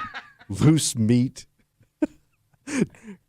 Granite men. Well, you're the one making it weird. Yeah, I'm making it weird. He's hugging a guy. Yeah. Well, you he's a can't hug buddy. Somebody? He's a buddy.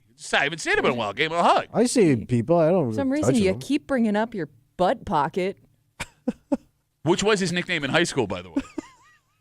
We'll get into it. All right, so you're going to break this guy down? Well, I'm going to break this guy down, but only because in the moment, despite the fact that I was so taken aback, I didn't feel like I could say anything about it. Why? You probably appreciate the compliment. Obviously, he's he works out. No, you're absolutely right. I know he would. And women can do this to each other all the time. Women don't count, man. But for some reason, we men will never, ever, ever, ever, ever It sounds so weird, man, when I hear guys do it. compliment another man's body. And we've had a guy on the show, he would do it all the time. Like, he didn't want to know, like, what are you doing? Like, he wanted to know, like, deep facts of how he looks like that. And it would get very disturbing. But why is it disturbing? I don't know. We'll It's too, I tell you what, it's too male intimate. Is it due to jealousy? Ooh. Is it due to envy? It could be. It could be. You don't want to talk but about it because you don't have it going on? All right, how can a guy in that I'm asking. How can a guy in that tracksuit be envious of anybody I have else? earth elements going on here. Do a lot Rust of is earth an element. quotes, as you put it. You do look like a pile of mulch. Yes. We will get into that and a whole bunch more tomorrow here in the break room on CMF. For Kimmy, who's got no problem telling any lady, damn, girl, you got it going on. Mm-hmm. For Tommy Ulay, damn, girl, you got it going on.